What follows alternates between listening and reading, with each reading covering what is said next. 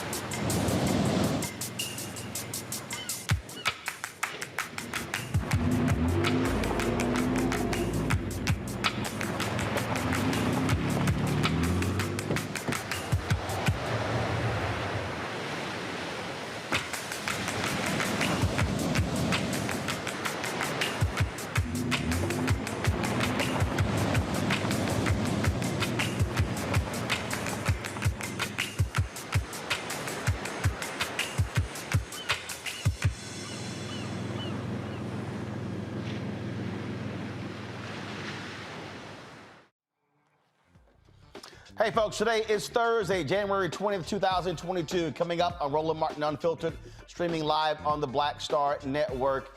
Senate Democrats don't do their job, mainly because Arizona Senator Kyrsten Sinema and Joe Manchin choose not to end the filibuster in order to protect voting rights. Also, we'll talk with Cliff Albright with Black Voters Matter about what is next. Also, Joe Madison, Sirius XM radio host, has ended his hunger strike, which was focused on, again, waiting for the moment to sign this particular bill. Also on today's show, sad news from Delta Sigma Theta. The national president passed away today. We'll give you those details. Also on today's show, we'll talk about a case out of Philadelphia where some cops have been charged in the death of an 8-year-old girl. Plus, you'll get the first public look at the cover of my book, White Fear, that is dropping this year. Folks, it is time to bring the funk on Roland Martin Unfiltered on the Black Star Network. Let's go. He's got it. Whatever the miss, he's on it. Whatever it is, he's got the scoop, the fact, the find. And when it breaks, he's right on time and it's rolling. Best believe he's knowing. Putting it down from sports to news to politics. With entertainment just for kicks, he's rolling.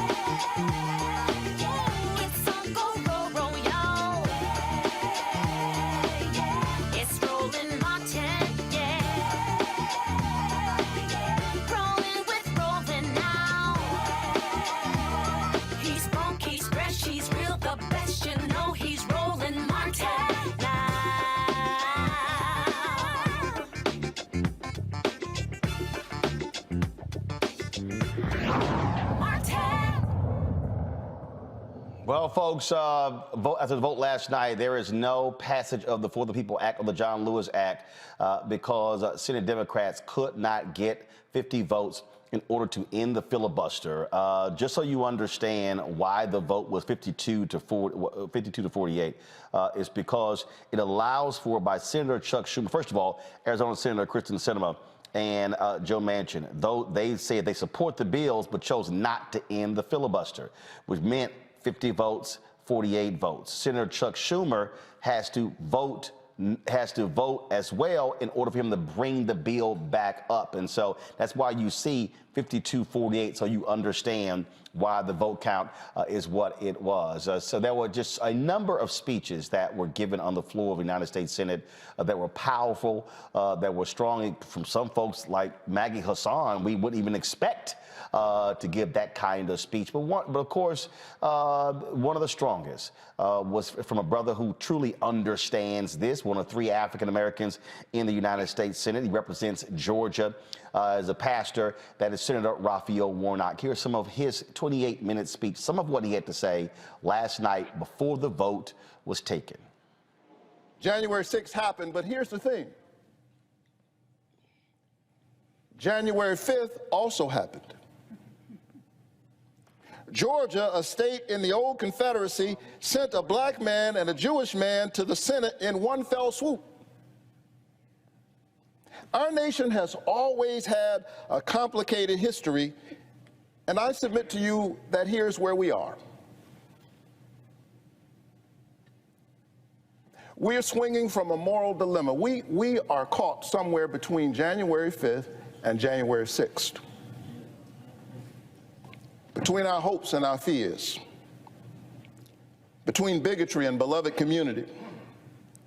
And in each moment, we, the people, have to decide which way are we going to go and what are we willing to sacrifice in order to get there. The question today is, are we going to give in to a violent attack whose aim is now being pursued through partisan voter suppression laws in state legislatures? And sadly, Georgia, the same Georgia that sent me and my brother Ossoff to the Senate, not the people of Georgia, partisan state politicians, have decided to punish their own citizens for having the audacity to show up. And it isn't just about the restrictions around water and food distribution. The more fundamental question is, why are the lines so long in the first place?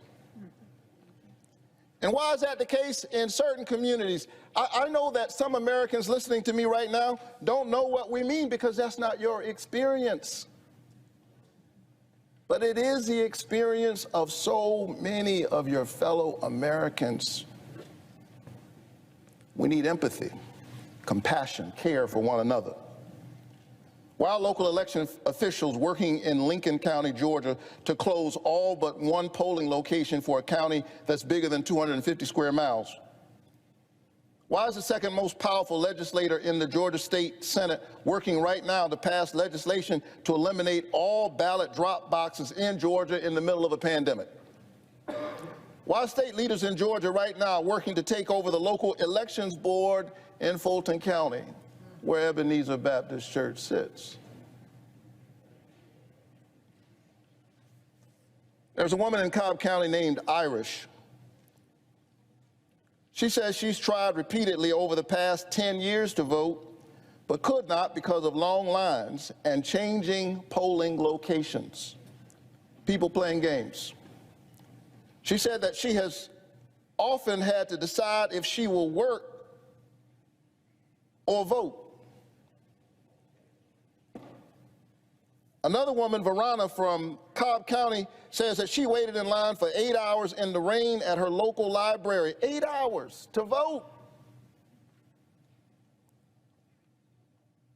I run into constituents all the time who tell me that they waited for hours to vote for me. I'm honored that they voted for me, but I'm sad that they should have to wait for 8 hours. A student in Atlanta named Isabella says that she and many of her friends who could not vote in the November 2020 election because they did not want to skip class to stand in line. Why are state leaders in Georgia behaving as if giving voters these awful choices is normal, or that voters like these Georgians don't exist? Those are the facts of the laws. that are being passed in Georgia and across our nation. And so here's the question tonight. America, are we January 5th or are we January 6th? Are we going to give in to the forces that seek to divide us by gerrymandering us, suppressing us, and subverting the voices of some of us in pursuit of power at any cost? Or are we going to live up to that grand American covenant, e pluribus unum, out of many, one? I choose what Dr. King called beloved community. I choose America. I choose a nation that embraces all of us. We've been summoned here. We cannot turn away. And in just a few moments, all 100 of us, blessed with a sacred trust, will let the American people know where we stand on the question of whether the Senate will protect their voices, the voices of the very people who sent us here, or if we will simply surrender to the anti-democratic fervor and polarizing disunity spreading across our nation. Joining us right now is the co-founder of Black Voters Matter, Cliff Albright. Cliff, glad to have you back on the show. It was certainly a difficult night for folks like yourself and others who have been fighting for voting rights, who've been in the streets, getting arrested, who've been traveling around this country, risking getting COVID, all of these different things, going into, the backwoods, the country parts, delivering collard greens and water, just trying to get people to understand the power of the vote. With all the work done to elect that man and John Ossoff, which gave Democrats, frankly, control of the United States Senate, to see two white U.S. senators, one from Arizona, one from West Virginia, completely just ignored the reality. What Republicans are doing across the country has to be frustrating. Yeah, good evening, Roland. Yeah, I mean, there's no sugarcoating it. Last night was a frustrating night. Even though we knew what those senators were saying going into it, you always hold out hope that maybe they'll hear something that'll change their thinking. Maybe they'll get some extra facts that'll change their thinking. Maybe they'll be inspired by my senator, and I'm so proud to call him my senator, Senator Warnock, and even John Ossoff, who I thought also gave a good speech. And more importantly, when Senator Susan Collins tried to clap back, she wasn't ready for his response to her in regards to the Voting Rights Act. We could talk about that in a second, but we're just thinking that maybe they'll hear something that would change their votes. But, as we learned by the end of the night, there wasn't anything that could have been said. There was no facts. There was no history about the filibuster or about Senate procedures. There was no information about the realities of voter suppression that some of their own colleagues were telling them about their own states. There was nothing that they could have heard to change their minds. But with that said, last night, and this isn't just, a silver lining thing or a moral victory thing, last night was important.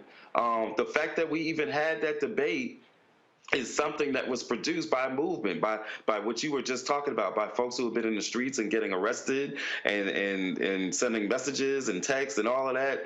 Movement made that debate even happen.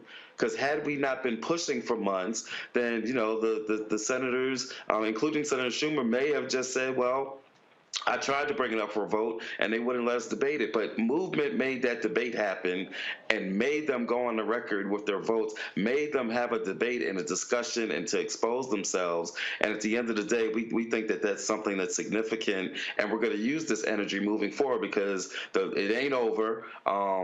Game on, as we're saying, and we're about to launch a whole nother campaign. And as you may have seen, folks were still out there protesting at the Capitol today, including Congressman Jamal Bowman, who got arrested today, now the sixth, I think, CBC member to get arrested in this battle for voting rights. So it was a frustrating night, and we need to acknowledge that and feel that. but we need to move on from that. Because at the end of the day, you know, as I've been reminding people today, the Cheney, Goodwin, and Schwerner were murdered in June of '64. You know, Bloody Sunday happened in March of '65. And it took a whole other 5 months after Bloody Sunday and the Selma to Montgomery March before the Voting Rights Act was passed. People think that there was a march across the bridge and then the next day or the next week we had a Voting Rights Act.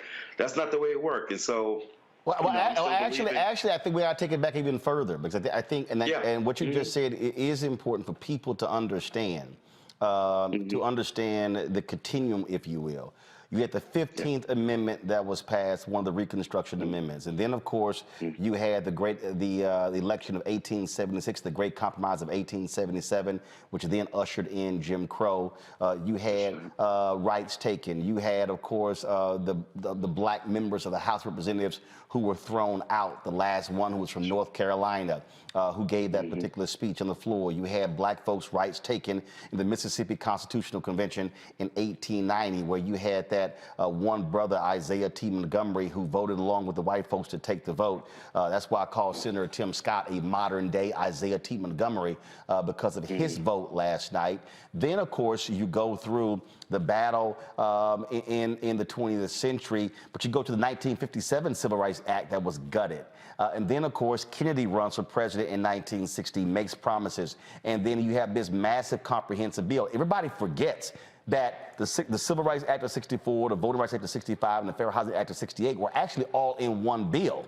And so nothing happened for 2 years. Kennedy gets killed. LBJ says, we're going to move this forward. But he tells King, we got to break this thing up. And so then you have Civil Rights Act that comes first, public accommodations. Then you had voting rights in '65. Then you had fair housing in '68.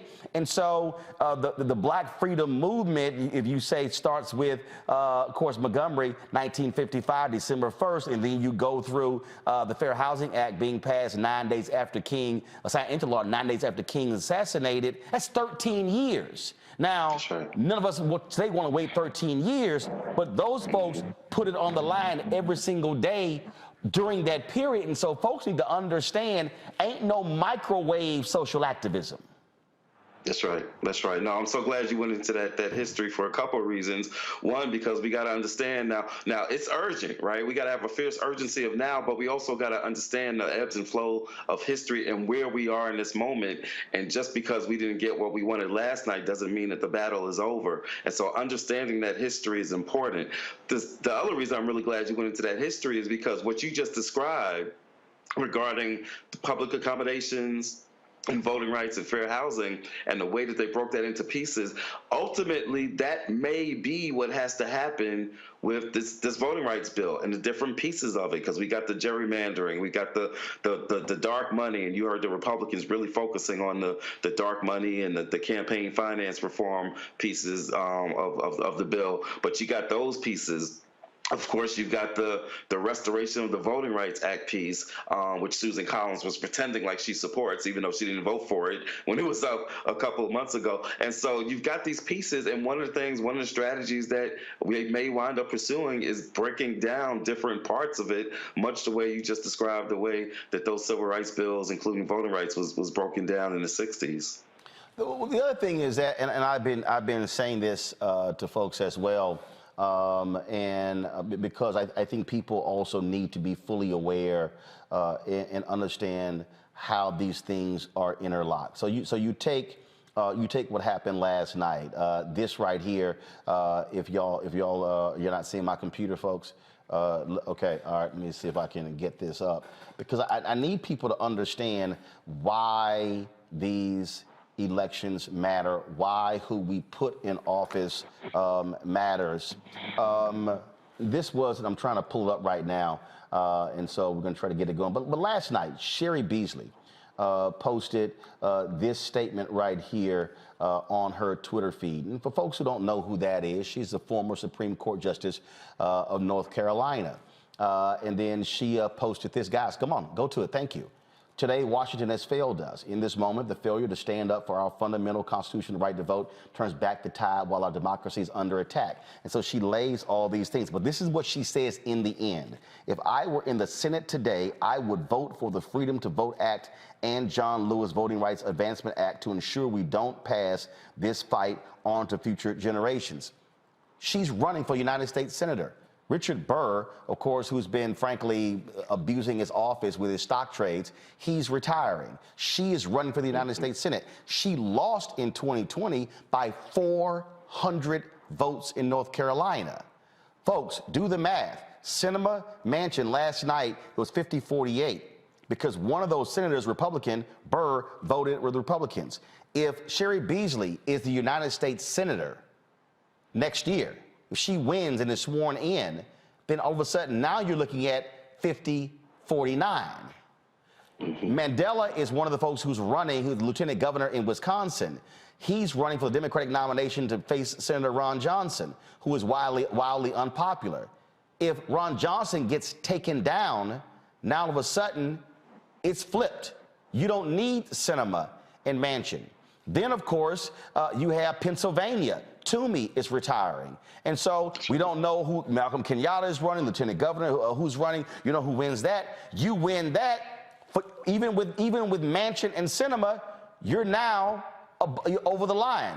Congresswoman Val Demings is running there in Florida. Charles Booker is running there in Kentucky. Then, of course, you have the open seat in Ohio. Democrats hold the line in Nevada and Georgia in those seats. They literally could have 53, 54 votes. And so people need to be then recalibrating. So if black folks are watching right now pissed off, you should be donating to Sherry Beasley. If you're in North Carolina, you should be saying, how am I going to be getting my folks to go out there and vote? Because, again, it's understanding the dynamics of politics and how this thing could be totally different in January or February based upon who controls the Senate.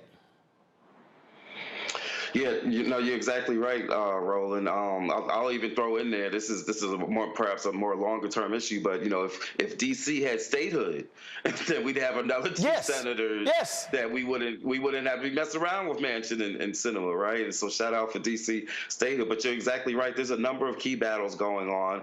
Most of those states that you named are states that we're active in, or we've at least got some partners in. And yes, we need to be. I don't ever want to give, and especially as the battle for the voting rights bills was still going on, didn't want to give credence to this notion of, oh, well, we're just going to go out and register some more folks, right? And vote blue no matter who, and work your butt no matter what, and all that, but we do have to start having those conversations, and that's why, we're about to launch some campaigns that are rooted in acknowledging that we got to still walk and chew gum. We got to continue to fight this battle for the voting rights legislation, but we also got to go out there and win some extra seats, and so that we don't have to deal with Manchin and Sinema. And then when they come up, you best believe that we're going to be out there in Arizona and West Virginia to deal with our good friends in those two states. But and must hold the line in Georgia. Warnock is on the ballot. Ossoff won a 6-year term. Warnock filled the expired term of Johnny Isaacson, Republican, who passed away, and so got to hold the line in Georgia. That's right. And that's one of the things I've been saying whenever people ask about the enthusiasm gap, which is real, to be clear. Like, black folks aren't going to be happy if we don't get some more stuff delivered for us, whether it's voting rights or criminal justice reform. It was quite a thing to watch Tim Scott and Cory Booker going after each other after Tim Scott wasted everybody's time for a year pretending like they were going to pass some George Floyd Act or some. You know what? I'm glad you said that. I want to interrupt you there because I told folks. So Michael Harriot, when he was with The Root, wrote a particular piece last year in 2020, where he talked to Tim Scott's deputy chief of staff, who actually said that part of the bill they were advancing would withhold or take funds from police in the places where they did not pass laws to deal with police brutality. Now, here's what's interesting. When Tim Scott went on Face the Nation to Margaret Brennan talking about, Democrats want to defund the police, and that was just a bridge too far, I then text messaged him and said, can you explain me the difference between what you proposed last year and what you're accusing Democrats of? That was on October 27th. I sent him the text again last night. Now, mind you, he was responding to my other text messages about read the bill, read the bill. But when I brought up his own bill that showed he was a hypocrite, no response. I emailed his staff again yesterday saying, why haven't y'all answered me in 2.5 months when your own deputy chief of staff said the exact same thing that Scott's now accusing Democrats of? Complete, total silence. That shows you how fraudulent they are and how fraudulent he was, wasting the times of all of those families who were there fighting for rights. He never intended for the George Floyd Justice Act to go forward. It was all a charade, and that's why I call Senator Tim Scott a modern-day Isaiah T. Montgomery. And he's up this year, right? And so, people aren't expecting to put as much attention into South Carolina as some of the other states that we went through, Pennsylvania, Ohio, Georgia. Go ahead.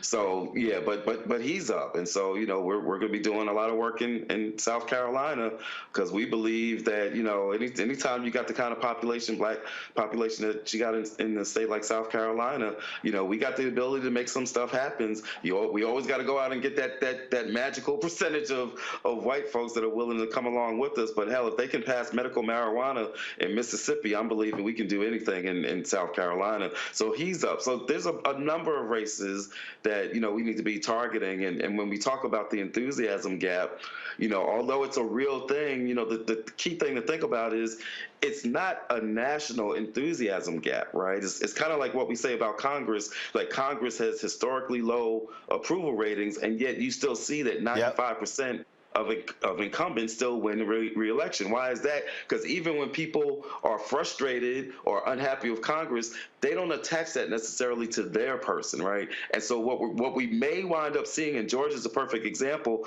even black folks that are upset with Biden or Democrats in the Senate, we're not upset with Warnock, right? We know that he was out there fighting, and so you might not see the same lack of enthusiasm someplace like Georgia as you might in some other states, like say a Delaware, where I don't know if those senators up for Carper and Coons, but they didn't fight like Warnock, and so there would be a bigger enthusiasm gap there than you would see in some place like Georgia. This is video we're showing right now of Congressman Jamal Bowen getting arrested today. You referenced that earlier, so I wanted to definitely show that. It is you've made the point consistently, Cliff, that you cannot out-organize voter suppression. Yesterday, guys, if y'all have that clip of President Joe Biden, let me know if y'all have the clip where he admitted that, frankly, he has not communicated enough to African Americans.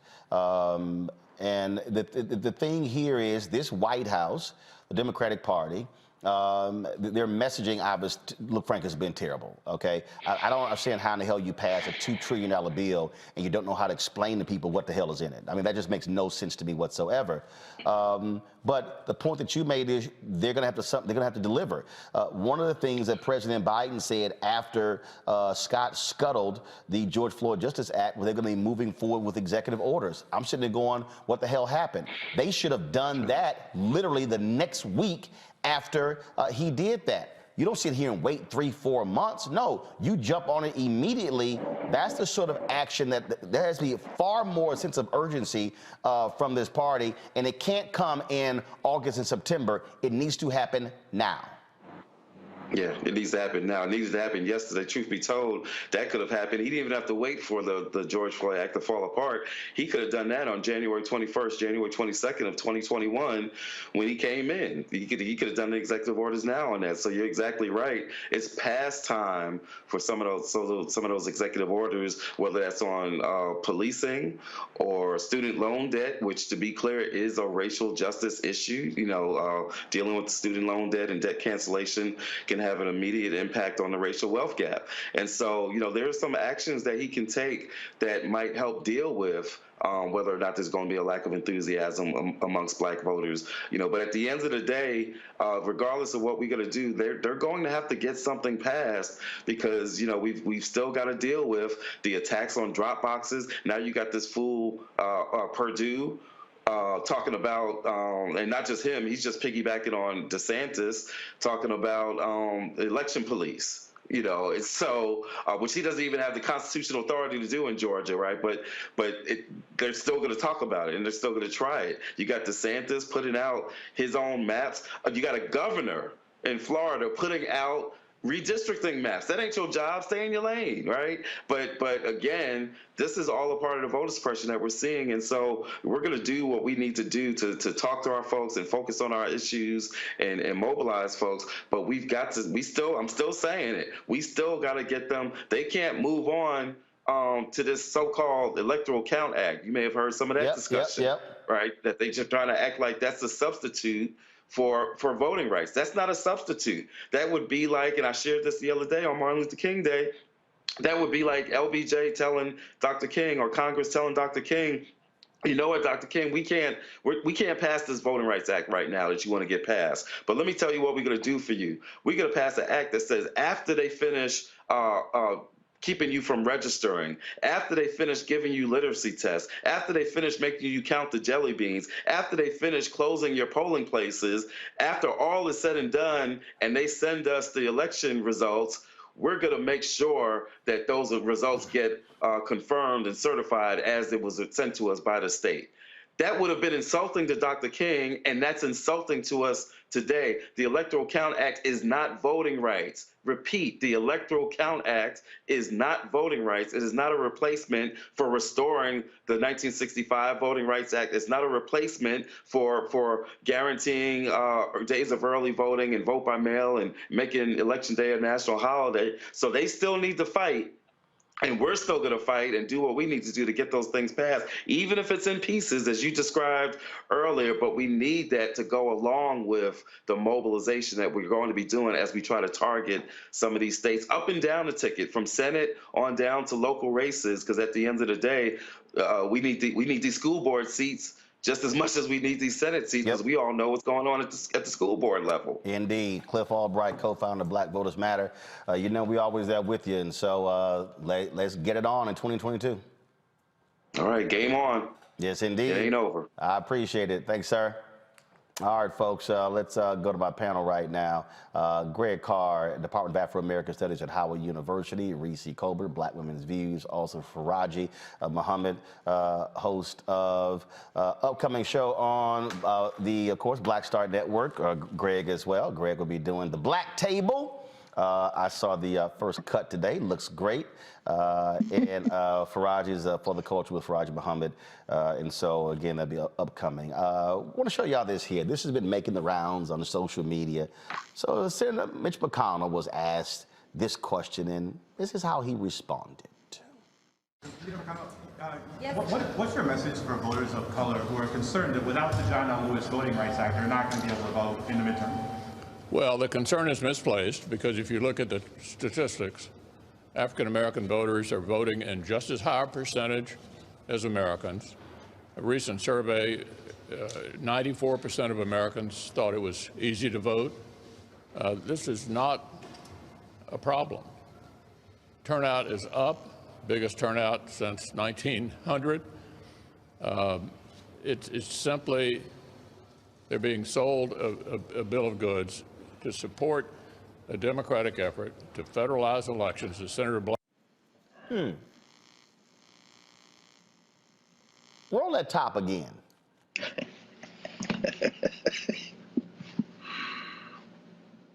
John L. Lewis Voting Rights Act, they're not going to be able to vote in the midterm. Well, the concern is misplaced, because if you look at the statistics, African-American voters are voting in just as high a percentage as Americans. A recent survey. Did something happen, Reese? Are you an American? Last I checked, I was. Faraj, I'm just saying, are you an American? We're here. Okay, Greg. Greg, I don't know about you. Well, don't ask Greg. Don't ask Dr. Carr. Dr. Carr. No, don't ask me. But see, the thing there, Reese, won all the BS, because I love it when, no, they're voting, at the same rates. No, That's not true. And again, they love to cite this poll and that poll. Yeah, but whatever the poll, 94% of Americans. Yeah, show me that poll. Or I'm sorry, maybe that was the poll, 94% of white folks. Well, you know, he's revealing what we all know, that when white people talk about people, they're talking about white people. Right. And everybody else has to have the hyphenate in front of it. And it's interesting that he didn't say African Americans, he just said African American voters and then Americans. So he just basically said, well, we all know that we're other to this country, even though we literally built this country. But at the end of the day, the fact that we vote in the numbers that we do is not evidence that the system is working. It's evidence that we are going to go through hell or high water to vote. And the reality is, and I know this is not going to be the most popular thing to say, but they're suppressing just as many, if not more, white voters than they are black voters, just to stop some black folks from voting in places like Detroit and in Pennsylvania and Wisconsin and in Georgia, because as Vice President Kamala Harris has been saying, the voter suppression bills that they've put in place are going to impact 55 million Americans. It ain't but 40-some million of us. So obviously it's going to hit a whole lot more people than just black folks. And so they're willing to sacrifice the conveniences of some white folks because they feel like they can make up for it by ginning them up with all of these racial dog whistles or bullhorns about CRT and caravans and radical Islamists and defund the police or whatever kind of bullshit they're going to spring up for 2022.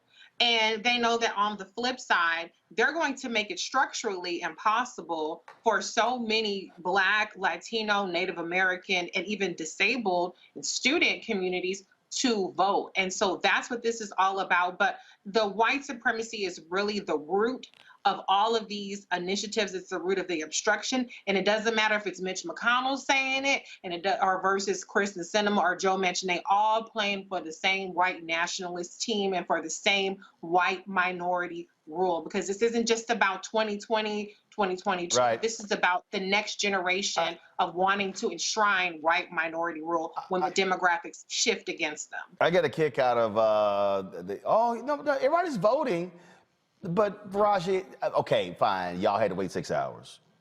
Okay, fine, you had to wait 8 hours. So that's sort of like saying, look, why y'all tripping?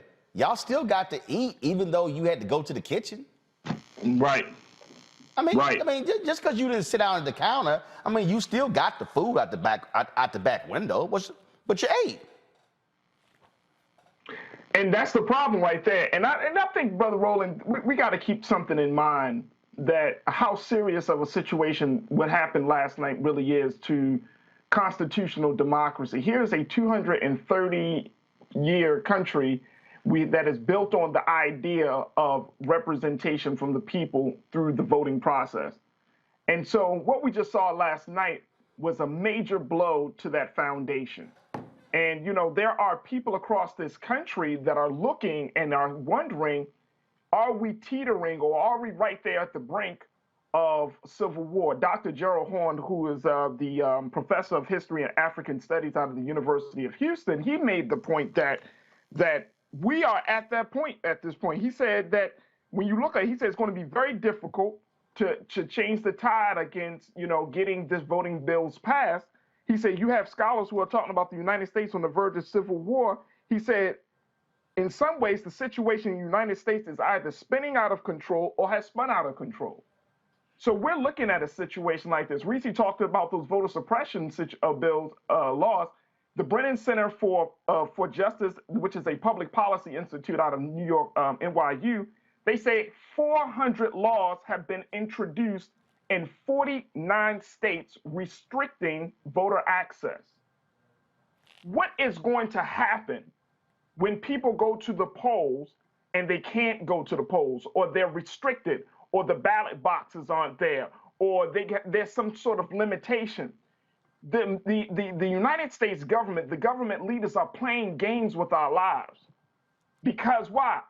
If voting is supposed to be the most easiest way to participate in this democracy, and you can't say that at this point in time that people aren't already dissatisfied, you are going to essentially destroy, and I will go as far as to say to cultivate domestic terrorists against the United States government. Well, what you dealing because people aren't going to be feeling like they're going to be seen or heard, or that their will is going to be fulfilled. Well, again, what you're dealing with here is that the old way was to simply firebomb churches, blow up houses, and intimidate black people, threaten them to lose their jobs.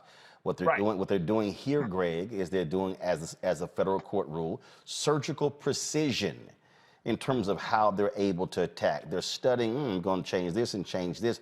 That's what they're doing. And so the Republicans in Congress are saying, hey, everything is fine. Hey, we see what you're doing on the state level. Y'all keep going. Hey, we don't see what the whole deal is, which says also to our folks, we'll be talking with a Black Lives Matter leader coming up next. It says to our folks why we can't just focus on what's happening here in the nation's capital. You know, we're just 2 blocks from the White House, a few blocks from the Capitol. You better be focused on what's happening in your state capital, because that's where they have been really creating the most havoc. That's exactly right. And by the way, Roland, I love the fact that you repping Tennessee State Tigers, man. I know that's one of the many HBCUs that is shown. So I know Dr. When I'm wearing the hoodie, I'll explain a little bit later, because we, in honor of Alpha Phi Alpha, its 115th anniversary, I partnered with McDonald's to create 7 scholarships worth $15,000 each for HBCU juniors and seniors. I'll explain more about that later, but go ahead. Okay, yeah. Well, you've been saying you were going to do that, man. Y'all pay attention. This is why you support the Black Star Network. Roland is as good as his word. He's been saying that for years. Yeah, I mean, I love Mitch McConnell. He's an unreconstructed white nationalist, Klan adjacent. And my response to him would be the end of this month, I think the 25th of January is the filing deadline. Charles Booker, 2022, break Rand Paul's whole spine. That's the response. You don't, you know, Stevie Wonder said it best in his song Superstition: when you believe in things you don't understand, you suffer. So to me, asking anyone whether they're American or not is a trick question. There's no such thing as an American. I'm an American citizen. I have a passport. I can vote. And so that's the issue. And I think as you walked, Cliff, through that history, it's very important to understand the federal Constitution of the United States of America was set up to prevent majority rule. And at the time, people of African descent were not included. This mess started to fall apart as you began to walk, Cliff, through those Civil War amendments with the 13th, 14th, and 15th Amendment. When you included people of African descent in something we were never supposed to be included in, it began to upset the balance. For a brief moment, there was an off-balance moment when they glimpsed the possibility of maybe something like, what did Senator Warnock say? A nation that embraces all of us. Because he said, I choose America, and then he said, I choose a nation that embraces all of us. And I understand why he had to say it, because he got to win re-election so that you don't have a brain-damaged bulldog join Coach Tuberville from neighboring Alabama and become the literal dumbest senator in the damn United States Senate. So I understand why Warnock had to say that, but them 2 different things, bro. You say you choose America, what is that? And then you say I choose a nation that embraces all of us. That thing has never existed. But from 1865 to 1875, as you walk Cliff through, there was a glimpse of possibility, and then the North made a deal with the South. In exchange for giving them home rule in the South, they told them, just don't leave the Union, and they didn't. So we had to fight a second Reconstruction, as you've always walked us through. And from 1955 to 1965, we performed radical surgery on the United States. And as you always walk us through, when Martin King's last book, Where Do We Go From Here? Chaos or Community, when he laid down the blueprint for what to do, well, their response since then has been a long period of what Dylan Rodriguez and others call white reconstruction. So now the patient is terminal, because after all that time, the population has been shifting. So this is where I end. We have to now go to war. Stop talking this craziness. I understand why Warnock said what he said, but Cory Booker's still up here with this foolishness like we. There ain't no we, bruh. You know what you need to do in Kentucky? The president of Kentucky State University, the University of Kentucky, we got all them black ball players. You make election, you close your school. When Raphael Warnock says skipping class, they didn't want to skip class to have to make them that awful choice. Bruh, don't you remember the students from Spelman and Clark and Morehouse and Morris Brown and the ITC who not only skipped school, left school altogether and went down, got their ass beat and fought back in them lunch counters? You got to go to war now. That means that you have a sleep-in at all these community centers and churches the night before the election. Then you go out there and feed everybody 5 miles from the place, and you get prepared to stay out there for 2 or 3 days. These are your open-ass enemies. Stop acting like standing in line for 6 to 12 hours is a damn sacrifice, and call these people who they are. Break their damn backs. Y'all got to stop talking different. You're talking a language they don't understand, bro. It's time to have some bass in your voice now. I may in the next hour, I may have to play that commentary I did in the first year of Trump. This means war, for people to understand where we are. I got to go to a break. We come back. We're going to bring in one of the leaders of Black Lives Matter movement into this conversation. We're going to also talk about Biden's news conference yesterday, his first year, all of that. That's next right here on Roland Martin Unfiltered on the Black Star Network.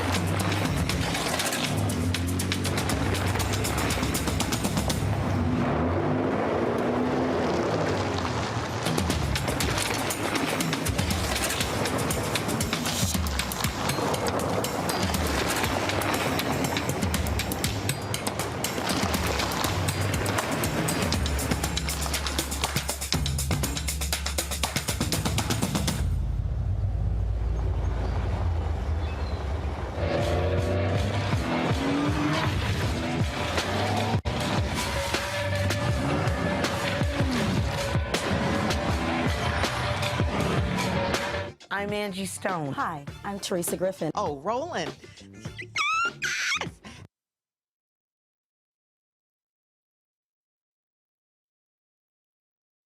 Hey, Roland, I am so disappointed. Welcome back to Roland Martin Unfiltered. Not sure what happened there, but we'll get that whole thing sorted out. Folks, yesterday, President Joe Biden held a news conference where it was his, of course, 1-year anniversary of his first year. And longest news conference in presidential history, about 90 minutes. Actually, it was pretty interesting because, you know, so many people love to ask the question, saying, why is he taking so long and what's going on? And he has no stamina. Well, hell, he stood there and took all those questions. All right, this question was asked yesterday. Listen to this. Voting rights and the struggles you've had to unify your own party around voting rights. Unity was one of your key campaign promises. In fact, in your inaugural address, you said your whole soul was in bringing America together, uniting our people. People heard the speech that you gave on voting rights in Georgia recently, in which you described those who are opposed to you to George Wallace and Jefferson Davis, and some people took exception to that. What do you say to those who were offended by your speech? And is this country more unified than it was when you first took office? Number one, anybody who listened to the speech, I did not say that there were going to be a George Wallace or a Bull Connor. I said we're going to have a decision in history that is going to be marked just like it was then. You either voted on the side that didn't make you George Wallace or didn't make you Bull Connor. But if you did not vote for the Voting Rights Act back then, you were voting with those who agreed with Connor, those who agreed with and I think Mitch did a real good job of making it sound like I was attacking them. If you notice, I haven't attacked anybody publicly, any senator, any congressman publicly. And my disagreements with them have been made to them, communicate to them privately or in person with them. My desire still is, look, I underestimated one very important thing. I never thought that the Republicans, like, for example, I said, they got very upset. I said, there are 16 members of the present United States Senate who voted to extend the Voting Rights Act. Now, they got very offended by that. That wasn't an accusation, it's stating a fact. What has changed? What happened? What happened?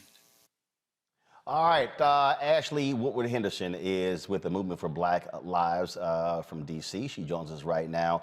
What else if I can play? I'm going to play it a little bit later.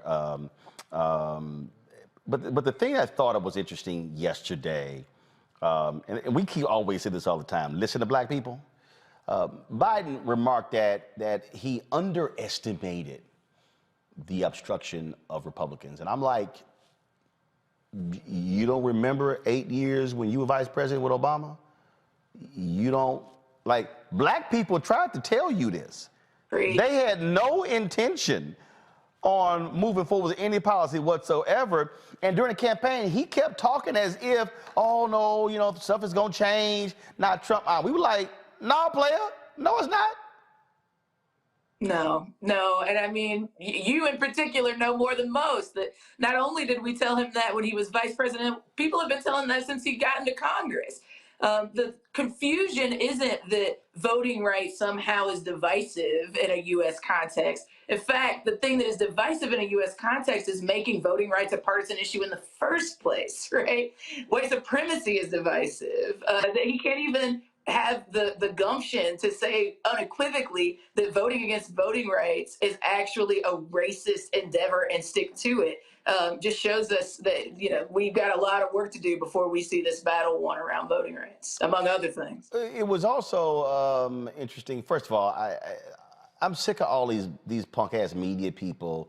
You know, they were like, oh my God, it was too long, or oh my God, you know, he sounded like Reagan, you know, at the end of his term. I mean, like, okay, don't sit here and complain about not having a news conference, then your bitch saying it's too long, because when he had it, okay? It was an opportunity to actually ask questions and hear from him on a variety of issues.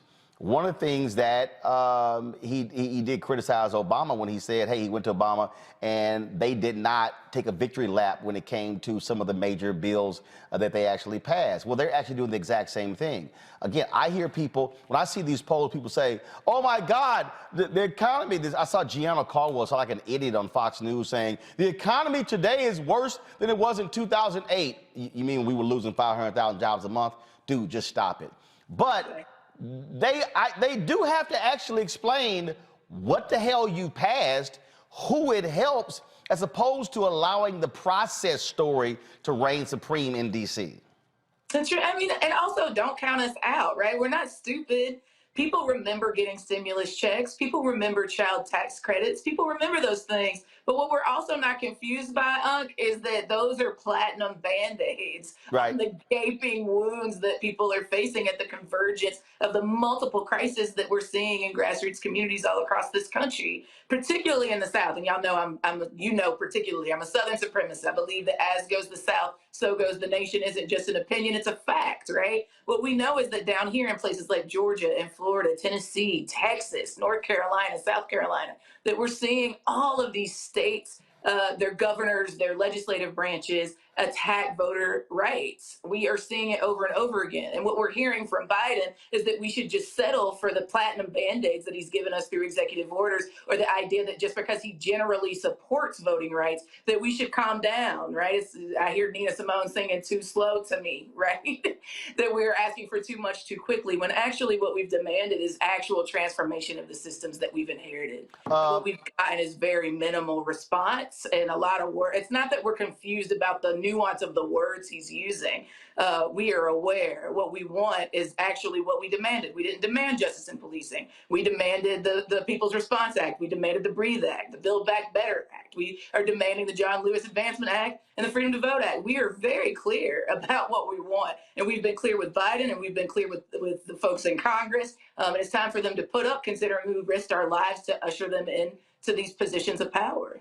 I want to bring the panel in here. Reese, I'll go to you. Your thoughts on Biden's first year and weigh in on this conversation. Well, first of all, shout out to Vice President Kamala Harris. I know if I don't say it, nobody else is going to say it. So shout out to Vice President Kamala Harris on a successful first year, a historic first year. I do think actually people have a very short memory. And I think that right now people, they have these different, silos that people are mostly concerned about. Some of them are manufactured based on social media, like hashtag cancel student debt. I don't give a damn about nothing about student debt other than that. And so I do think that Biden and Harris have been shortchanged in terms of the just unequivocal quantitative data that shows a successful first year, unless we just don't have any measure that we describe success at that's objective. I mean, unemployment is down to 3.9%. Wages are up, and also inflation is up, but that's a result of the pandemic.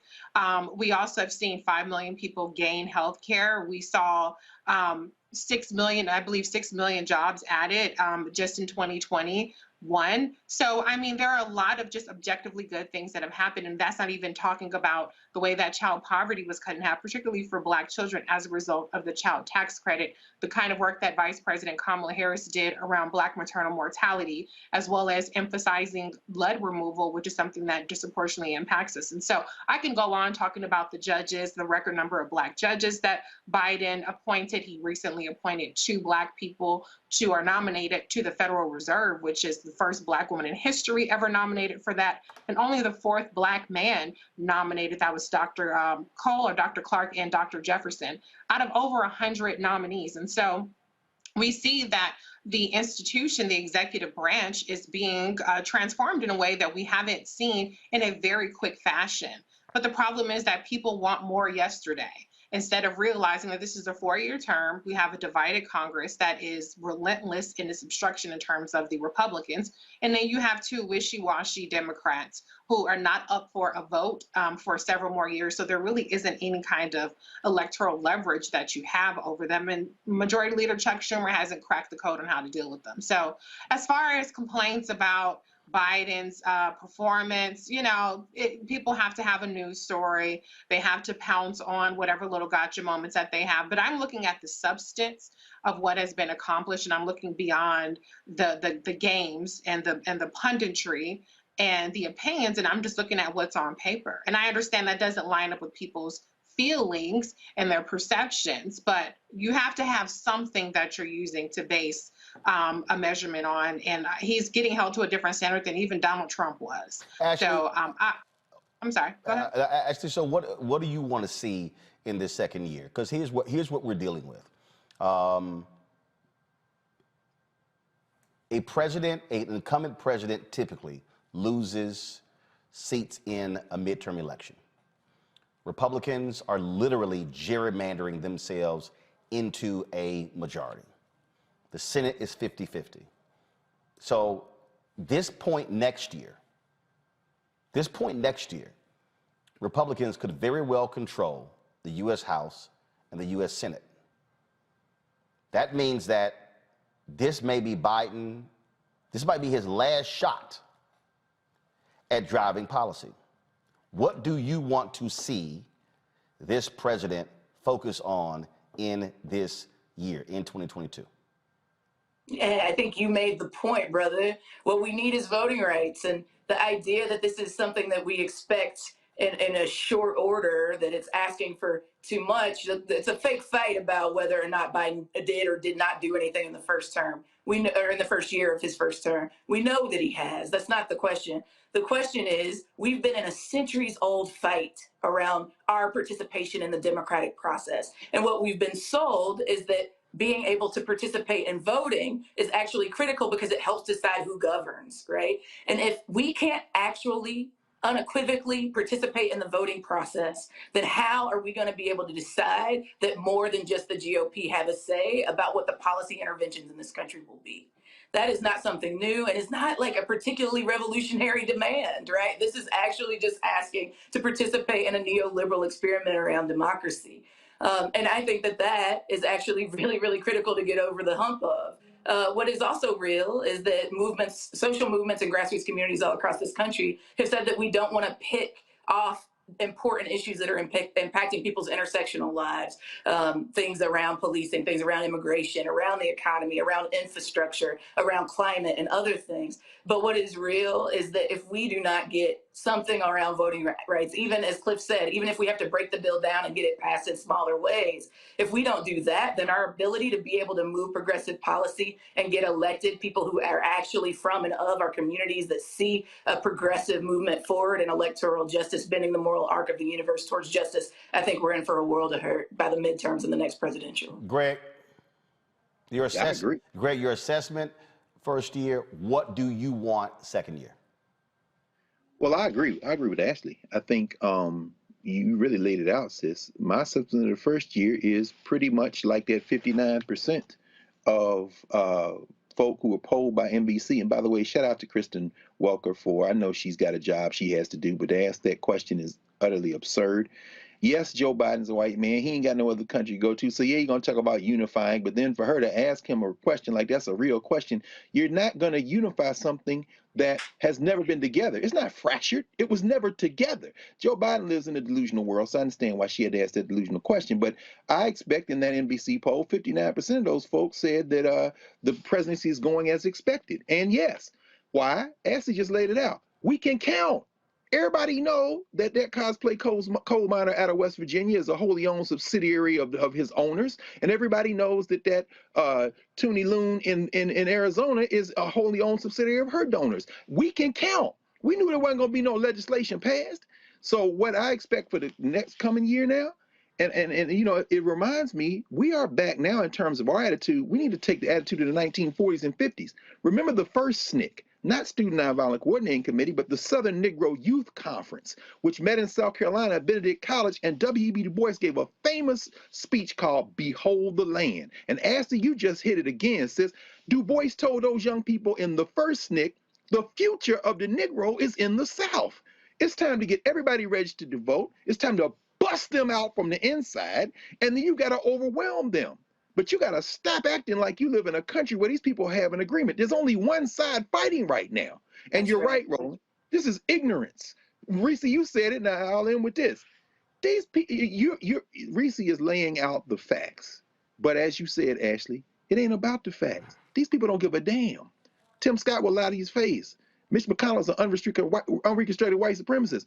They don't give a damn about the facts. All they care about is POWER. So stop trying to talk to them and break their backs. That's it. Baraji, weigh in. I think that the first year of the president has been, you know, it has its highs and its lows. I mean, one of the big things that I think we need to look at is something that we've talked about here on this show, Brother Roland and family. The fact that the president has gotten 41 federal circuit and district court judges confirmed by the Senate. That's just one. You know, I think that's certainly a and a whole lot of black women. And a whole lot of black women. We've talked about that extensively, so we can't overlook that. But, you know, when we also look at the economy, you know, you have a lot of people that have gone back to work. 6.4 million people have found jobs in you know, over this first year of the president's term. When you're talking about, you know, like Reese said, the economy is moving forward in terms of the country moving forward. But here's the thing. None of that is being felt by the American people, and most importantly, black folks in this country. None of that is being felt. Because why? President Biden stood on the grounds of the Capitol on January 20th, 2021, and said that he was going to move this country in a different direction. Now, I think that as much as we're having this conversation about what he has done, we have to ask the question, well, what are we doing to make a new reality for this country? We cannot have this unrealistic expectation that this one man with a few people in his administration, with a black woman by his side, is going to change the tide of the destiny of this country in 1 year. That's not going to happen. I mean, let's keep that real. So this is also the time that I think we need to stop sitting on our damn hands and get up and do something for ourselves, our families, and our communities, whether you're black or white. Doesn't matter. The point is that we have to get more engaged. And one of the things you asked Brother Roland about, you know, what do I want to see? I want to see black folks, I want to see policy dedicated for black folks actually getting passed for black folks. I mean, hold on. Like what? No, wait. Like what? Sir. Like what? George Floyd Police Act. Can we get something with that? We talked about voting rights. We still haven't talked. We dealt with that. So we still got to deal with the George Floyd Policing Act. I don't know when that's going to happen. Let's talk about again. Here's the issue that you face, and everything you're talking about, understand. But this is the issue that we still have to deal with, Ashley. Unless they craft something that picks up 10 Republican votes, they are not going to end the filibuster. It is abundantly clear. Manchin made it perfectly clear yesterday. Sinema made it perfectly clear. So this is now where we are. Where we are now is, and I agree on George Floyd. I agree on voting. But if you cannot get 10 votes in the conversation, so now what do we do?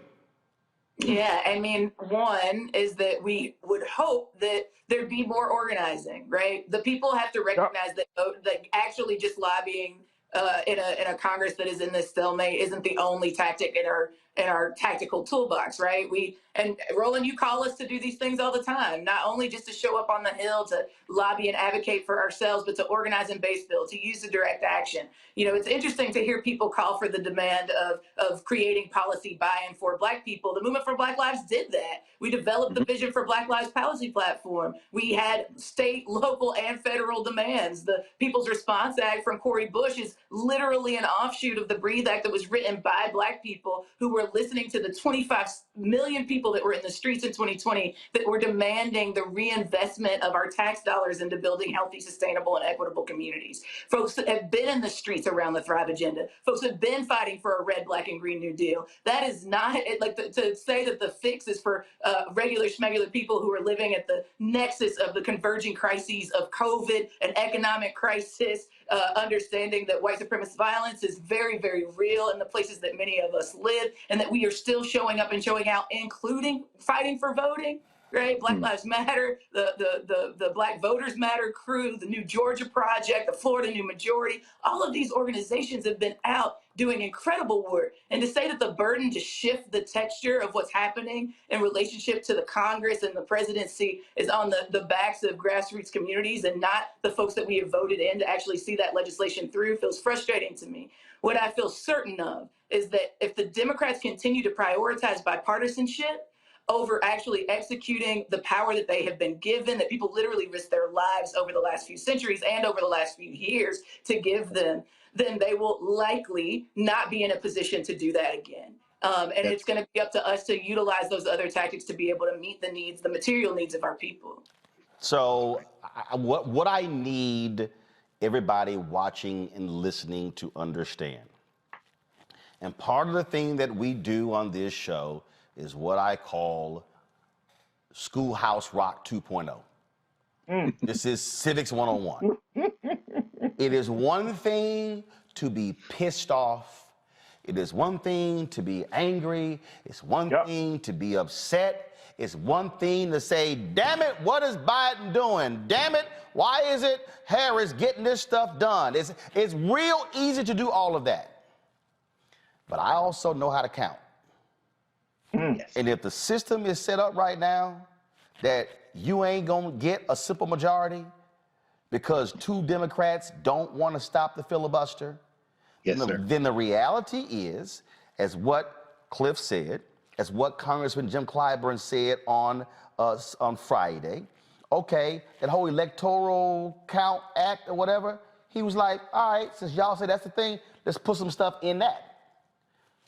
See, again, let me walk y'all through 64, 65, 68. The bills were broken up.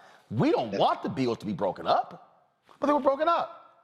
And if you got to get a piece of something, that's right. Versus right now you got nothing, then you do that. But then, like King, like Haidt, like Young, like Wilkins, like Marshall, like Snick, like Court, they then said, all right, we're going to take this piece of chicken.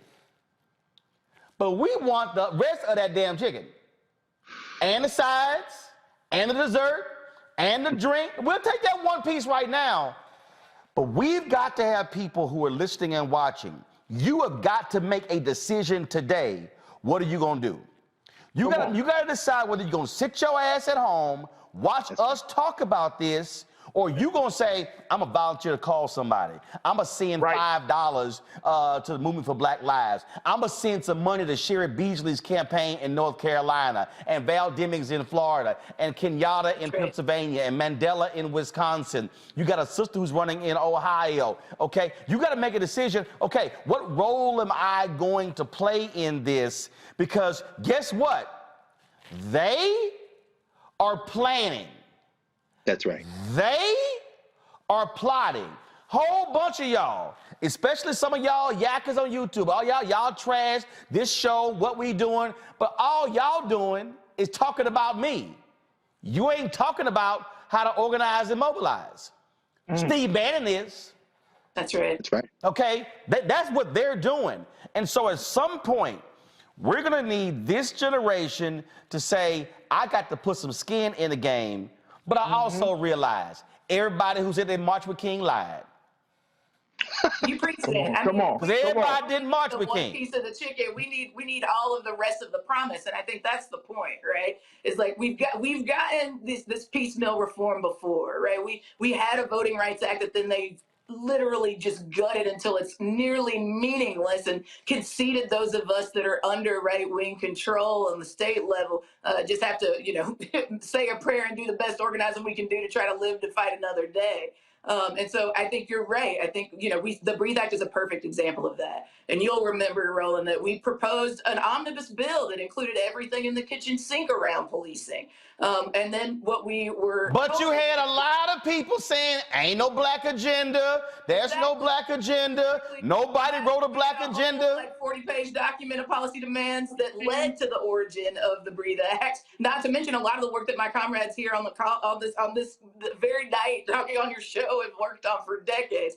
But we had an omnibus bill called the Breathe Act. We've seen what it looks like to then say, actually, let's start to piecemeal that with the People's Response Act, again, that Cori Bush is pushing. So again, it's not that there's a lack of policy demands. The issue is if we only get one piece of the chicken, but we still have a two-party system that continues to fail us because one angle of it is using all means, whether it's legal or not, to consolidate their wealth and power on the GOP side, and then a Democratic Party that is stuck in a stalemate around bipartisanship on the other side. The people actually have to do more then, and I get that. But what is also real is that we need the folks that we're risking our lives to get in some of those elected seats on the Democratic Party side to have the actual gumption to follow through on the things that they know their constituents really, really, really, really need and have been demanding, and not just demanding over the last few years since the Movement for Black Lives has existed, but for as long as like COFO and all of the other organizations that have been fighting on the policy arena have been demanding for as long as Black people have been in this country. Ashley, Woodard Henderson, look, Woodard Henderson, we ain't stopping, and we're going to still keep swinging because you know what? The folk who came before us were now ancestors, they didn't stop. That's it. They didn't stop. Well, appreciate it. Thanks a lot. Love you much. Thanks a bunch. You take care. All right, folks, got to go to break. When we come back, we will have more Roland Martin Unfiltered. Man, we got lots more to cover, y'all, including a couple of memoriams. One of them, the passing of the recently installed president of Delta Sigma Theta Sorority Incorporated, who passed away this morning. We also, of course, have our Black and Missing that we always do. We also will tell you about several cases of police officers acting a fool, being held accountable for their actions, and a couple of things. I'm going to give you the information. Listen up, HBCU students, all HBCU students. If you are a junior or a senior, you can apply for this new scholarship. There are 7 of them. They're $15,000 each. It's in partnership with McDonald's, and also it's honoring Alpha Phi Alpha. I'm going to explain to you that the deadline is next month. Y'all, this is real. It's 15 grand. I'm explaining to you all the details, and y'all are going to get the first public look of the cover of my book, White Fear. I'm going to show it to y'all right here on Roland Martin Unfiltered on the Black Star Network. Don't forget, support us, y'all. Again, ain't nobody else doing this. I'm just letting y'all know right now. Ain't nobody else doing this, okay? And I know you got Black News Channel, they ain't doing this, okay? But this is Black owned. And so we love Black people. Black people make everybody else stuff hot. We make Clubhouse hot, man. We were downloading the Clubhouse app. Well, guess what? Let's see us have the same energy for the Black Star Network app. So go to Apple phone, Android phone, Apple TV, Roku TV, Amazon Fire, Xbox One, Samsung. Download the app. You can also support us, our Bring the Funk fan club, by joining. Our goal is to get $50 each from each one of our fans, averaging $4.19 a month, 13 cents a day. There are people who have given less, those who have given more. We appreciate it. Cash App, $RM Unfiltered, PayPal, R Martin Unfiltered, Venmo is RM Unfiltered, Zelle is Roland@RolandSMartin.com, Roland@RolandMartinUnfiltered.com. All right, y'all. I'll be back in a moment.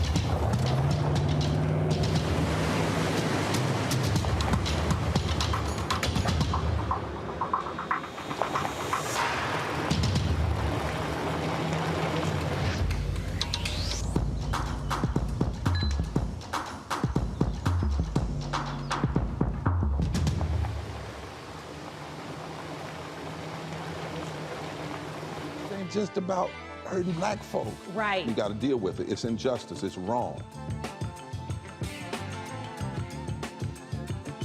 I do feel like in this generation, we've got to do more around being intentional in resolving conflict. You and I haven't always agreed. Yeah. But we agree on the big piece. Yeah. Our conflict is not about destruction. Conflict's going to happen.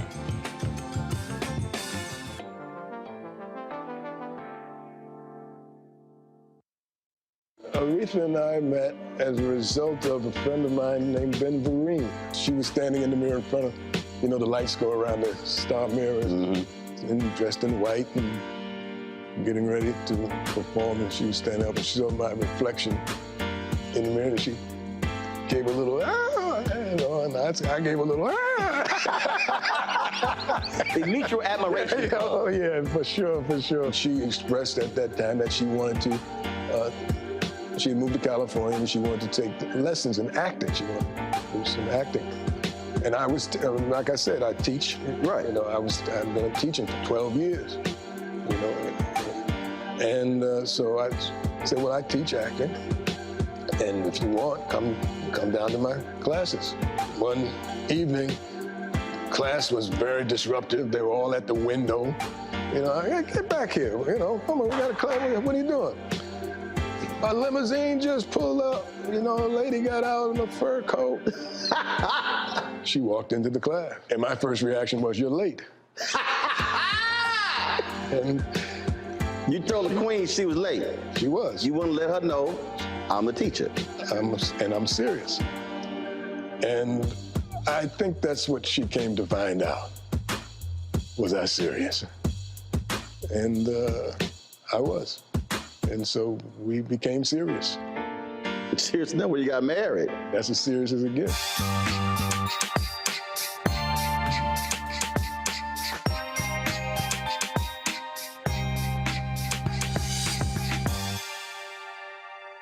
Hey, everybody, it's your girl, Lunel. So what's up? This is your boy, Earthquake. Hi, I'm Chaley Rose, and you're watching Roland Martin Unfiltered.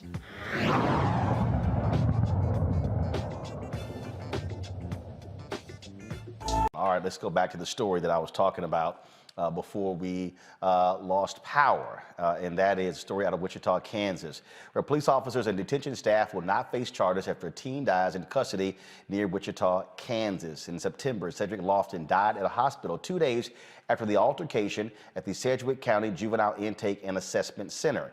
A December autopsy report contradicted an earlier preliminary finding that the teenager hadn't suffered life-threatening injuries. The autopsy ruled the death a homicide. Bennett says the state's Stand Your Ground law prevents him from bringing any charges.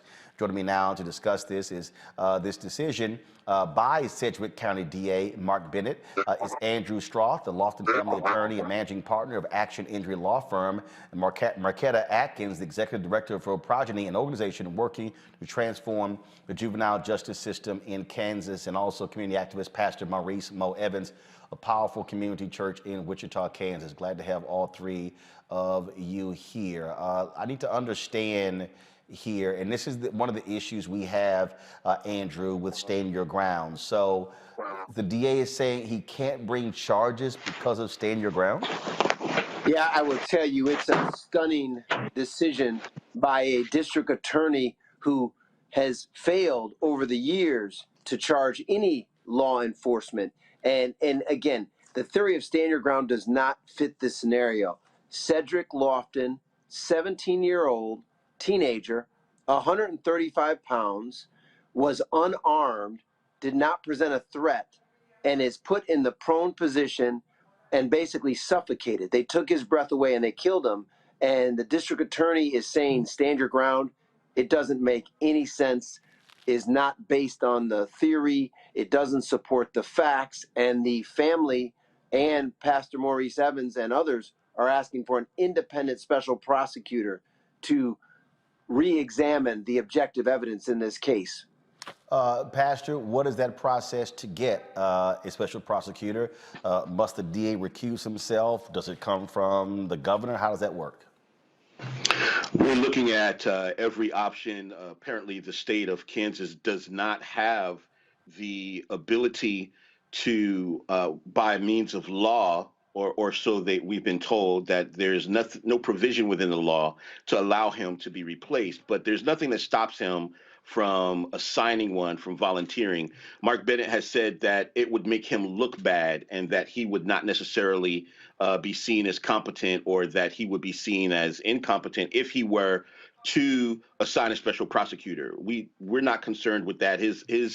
His efforts so far have not been adequate, and so we're looking at other options for possibly, hopefully, Department of Justice or some other way that we can get a special prosecutor assigned to this case, have it reopened, and charges filed, rather than saying no one's accountable. This is the kind of thing that we have seen, Marquetta, in so many other states. That just makes no sense whatsoever. It is as if people have the absolute right to shoot to kill, and they have no consequences. Absolutely. I think society and this country is teaching us our kids are expendable, and they're not. Cedric was a child. He was in a mental health crisis, and he deserved to get the help that he needed. He did not deserve to go to JIAC. He did not deserve to come out of there dead. And so we have to stop this trend of making this nation think that our kids are expendable, because they are not. But I'm trying to understand how the Stand Your Ground law applies. Where did this actually take place? Was it inside the facility? It happened inside the facility. Yeah. Yeah, it was earlier interaction with the Wichita Police Department, but he was actually suffocated and crushed inside the juvenile intake center. And you can see on the video the stress and pressure that was put on Cedric. And let's be clear, they put Cedric in the prone position, face down. And that is a dangerous position and against policy. And it was for approximately 20 minutes. Okay, so again, how does, so I'm just trying to and this is what I'm trying to understand here. Okay, so these are, the individuals who did this, they work for the facility? Correct. Okay. Which means that they have procedures. That's right. So he's face down? Yes. Are they saying that he was striking them, he was fighting them, he was beating them, he was biting them? What are they saying? You know, Pastor Mo, why don't you respond to that? Because the DA's report, Mark Bennett's report, is so disturbing that you got a young man not posing a threat that they basically killed. So stand your ground makes no sense. And they interviewed the individuals at JIAC, and even their own interviews don't indicate a threat. But Pastor Mo, I defer to you. Pastor, you there? Actually, we lost him. I'm here. Okay, Pastor, you back? Go ahead. Yeah, the whole thing has been sophistry from the beginning. The reason why people are concerned in saying, you know, this doesn't make any sense is because there have been lies and miscommunications from the beginning. What we know is that he was actually held down, he was handcuffed, he was shackled. There was a person at his feet, there was a person sitting on his back, there was a person holding each arm. And so what we know is that this happened for at least 45 minutes before they realized that he was unresponsive and unconscious. So none of this makes sense. I don't understand how 4 people have someone shackled, handcuffed, and they feel their life is in danger. Because that's a stand your ground, right? That your life is in danger and Right. that it's an imminent threat. Where does that come from? I mean, that means that my life is in danger, that somebody has done something to put my life in danger. And so what I don't understand is how you can be in a facility a person can't get out of. You have complete control of that person's movements. 4 people are holding him down, and it's stand your ground? They're holding a young person responsible for his murder. They're holding a 17-year-old child in a mental health crisis responsible for his own murder. And Glenna Martinez, that runs the facility, in a press conference yesterday, said that the staff did procedure. And if that is procedure, they grossly need to change that procedure. And it does not fit stand your ground. Question here, that is, all right, is there any call for the Department of Justice come in, someone else, I mean, the state authorities to look into this, anything? So far, the only thing that the city has done is issued a task force to take a look at the policies from beginning to end that led to Cedric's murder. And I'm going to keep on using the word murder instead of death. But to me, that is not good enough. Somebody needs to be held accountable, specifically Mark Bennett, because he had the power to make this right. And the message that he's sending out is so critical, especially for young people who are already going through it, who are in mental health crisis. What is the message we're sending to these kids and their parents when they need help? Because who wants to call for help and risk their child being murdered and taken to the wrong facility instead of getting the help that they need because an officer feels threatened, or because a staff that is supposed to be equipped to handle situations like this feels threatened?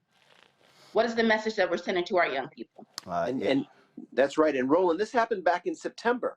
So initially, they didn't release any of the footage. They did let the family finally come in and see the footage.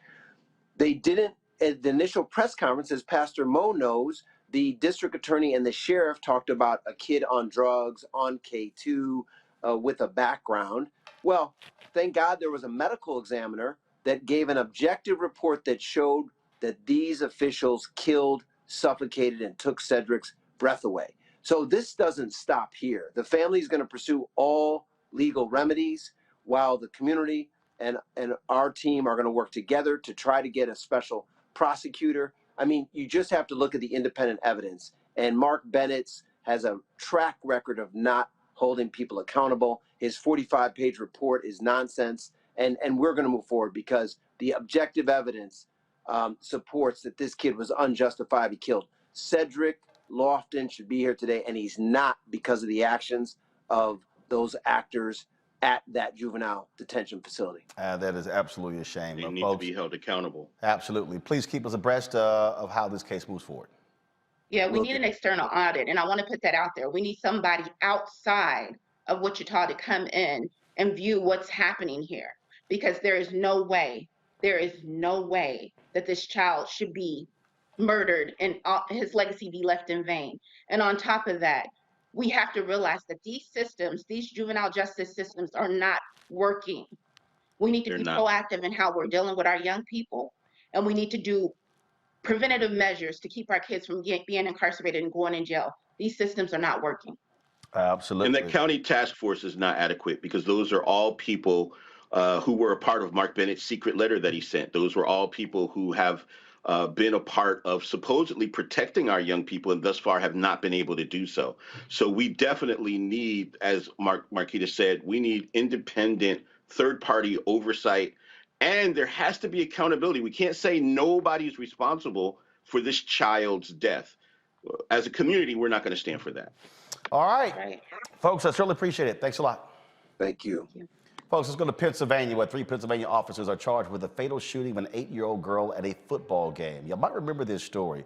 Fonta Ability was shot in the crossfire of the officers and some teens. The bullets injured several others, including Fonta's sister. Officer Devon Smith, Sean Dolan, and Brian Devaney are charged with 1 count of voluntary manslaughter, 1 count of involuntary manslaughter, and 10 counts of reckless endangerment.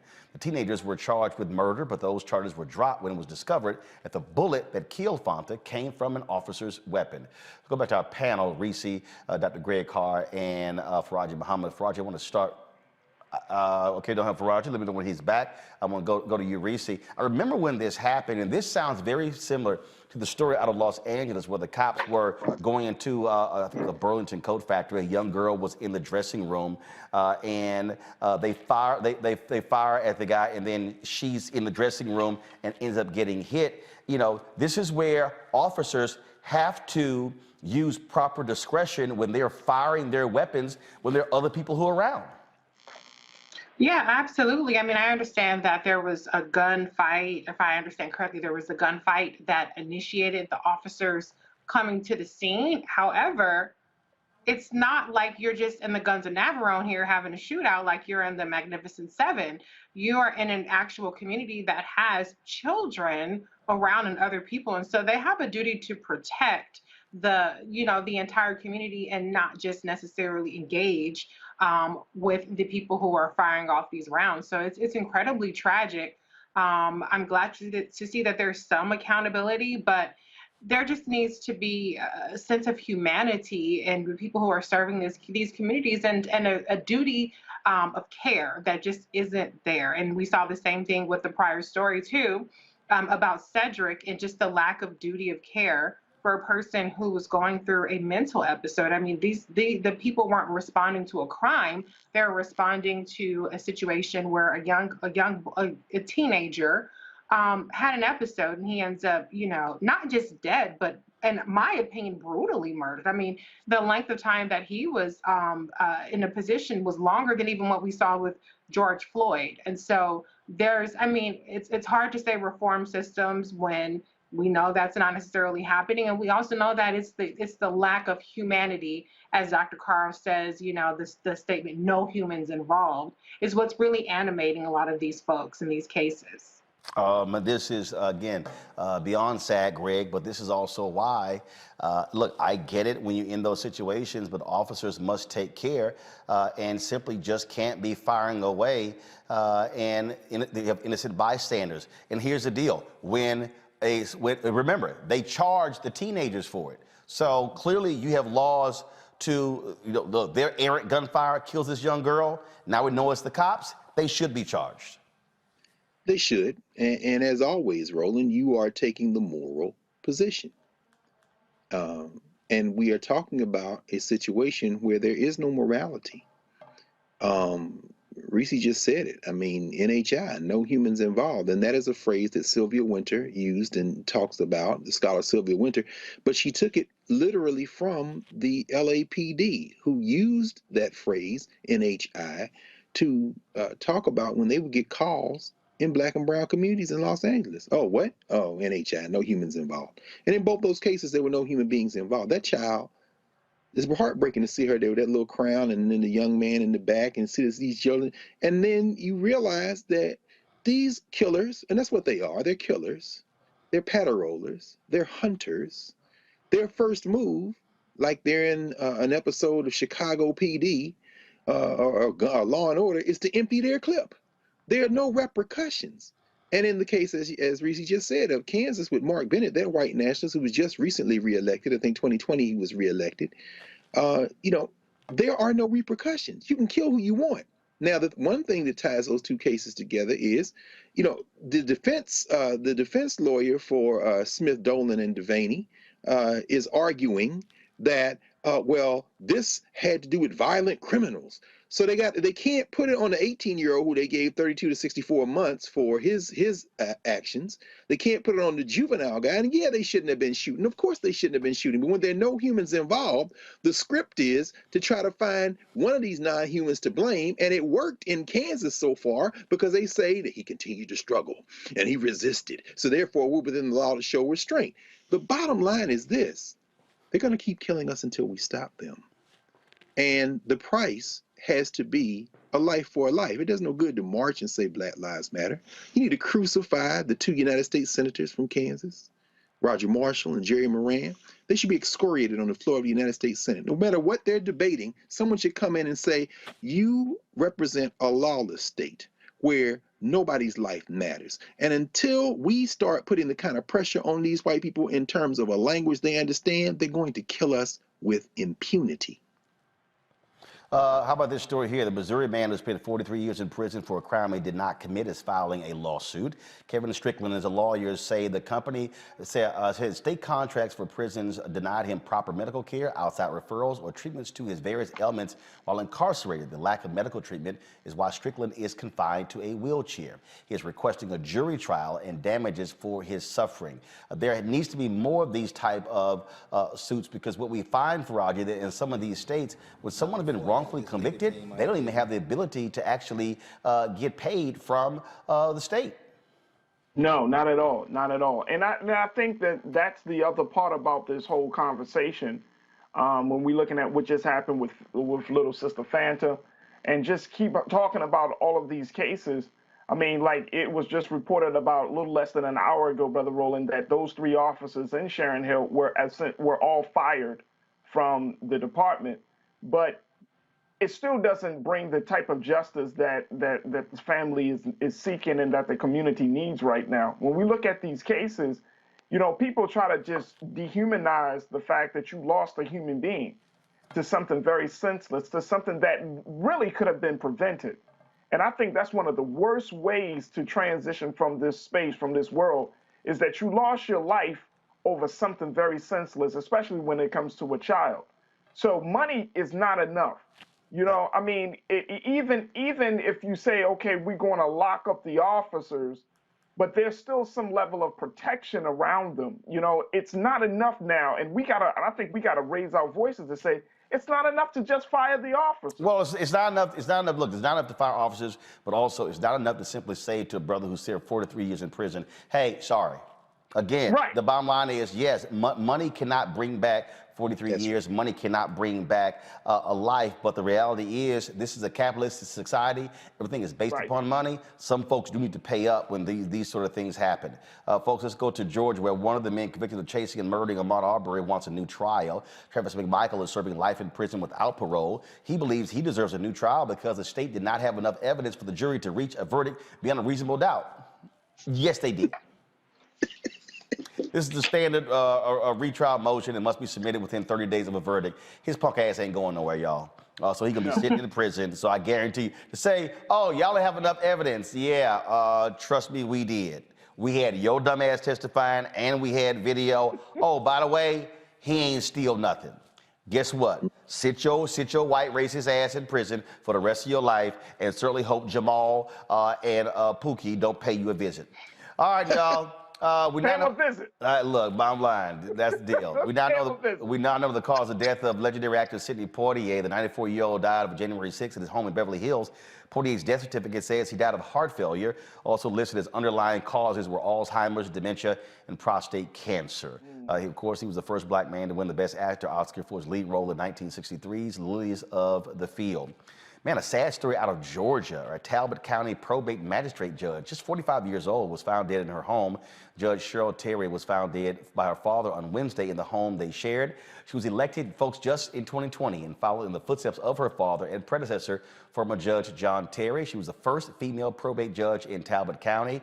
The cause of death hasn't been determined. Authorities said there was no foul play evident. Again, she was 45 years old and was very much a prominent member of Delta Sigma Theta Sorority Incorporated. And speaking of Delta Sigma Theta Sorority Incorporated, sad news for their members all across the world. Their recently installed 27th National President, Cheryl Hickman, passed away this morning. Again, folks, she assumed the position in November of this year. She had served the organization in a variety of capacities, including serving as National Vice President, National Secretary, Eastern Regional Director, South Atlantic Regional Representative. The sorority posted this statement on their Facebook page and sent it out to all of their members. It is with great sorrow that Delta Sigma Theta Sorority Incorporated shares the passing of our beloved National President and Chair of the National Board of Directors, Cheryl A. Hickman. President Hickman transitioned peacefully on January 20th, 2022 after recent illness. President Hickman was a devoted member of Delta Sigma Theta since 1982 and served in various capacities at the chapter, regional, and national levels before being elected national president. She's remembered not only for her role as a leader, but for being a colleague, friend, and most of all, sister. The entire sisterhood of Delta Sigma Theta Sorority Incorporated mourns the loss of President Hickman. During this difficult time, we ask that you respect her family's privacy and keep them in your prayers. All right, folks, got to go to break. We come back. I'm going to share with you some information about a scholarship that I have announcing with McDonald's, honoring Alpha Phi Alpha Fraternity Incorporated. And you're going to get the first look of my book, White Fear, that is dropping in September of this year. We'll do that next, right here on Roland Martin Unfiltered on the Black Star Network.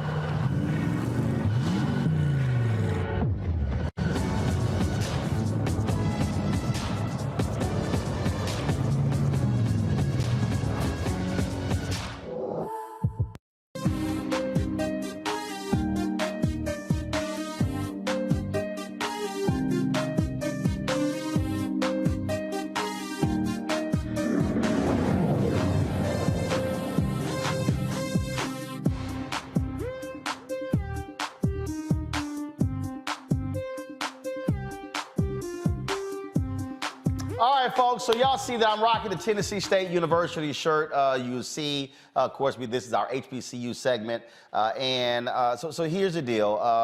Look, I was at Texas A&M University. I'm a graduate. My brother is, so is my sister. But we understand the importance of HBCUs. And so there are many African Americans who support HBCUs who didn't even go to them. We did remember the project that we did in, we aired it in December. We shot it in November in Houston with McDonald's, tied to the gospel tour. So we were in Houston. If you want to see those interviews, go to the Black Star Network app or our YouTube channel. All the interviews are on there. There were some amazing interviews. And so I was talking with the folks at McDonald's, and we were discussing, they were talking about, support of HBCUs, and they said, hey, we want to do something with you, Roland. I said, okay, great. And they said, this is the 115th anniversary of Alpha Phi Alpha Fraternity Incorporated, with December 4th, founded December 4th, 1906. And they said, we want to do something to honor them. And I said, well, why don't we do this here? So why don't we do something unique? Let's honor our 7 jewels, the 7 founders of Alpha Phi Alpha. And let's give away scholarships. So they wanted to give away robust scholarships. So I said, hey, let's do 7. And they said that, I said, but I don't want to make it just for alphas. I said, because, and here's why. Because I wanted us to be able to get a sense of, again, what the need is. And let me explain that. One of the biggest issues, and Greg can attest to this very much so, one of the greatest issues for college students, but especially HBCU students, is not them going to college, it's them being able to stay there. Because typically most universities, especially HBCUs, there's a dramatic drop-off from when students are freshmen and sophomores and when they become juniors and seniors because they don't have the money to stay. So here's what we did by partnering working with Alpha Phi Alpha, where I'm a life member. In honor of Alpha Phi Alpha, McDonald's is going to do 7 $15,000 scholarships specifically for HBCU juniors and seniors. Anytime we talk about scholarship money, typically it's for somebody coming out of high school.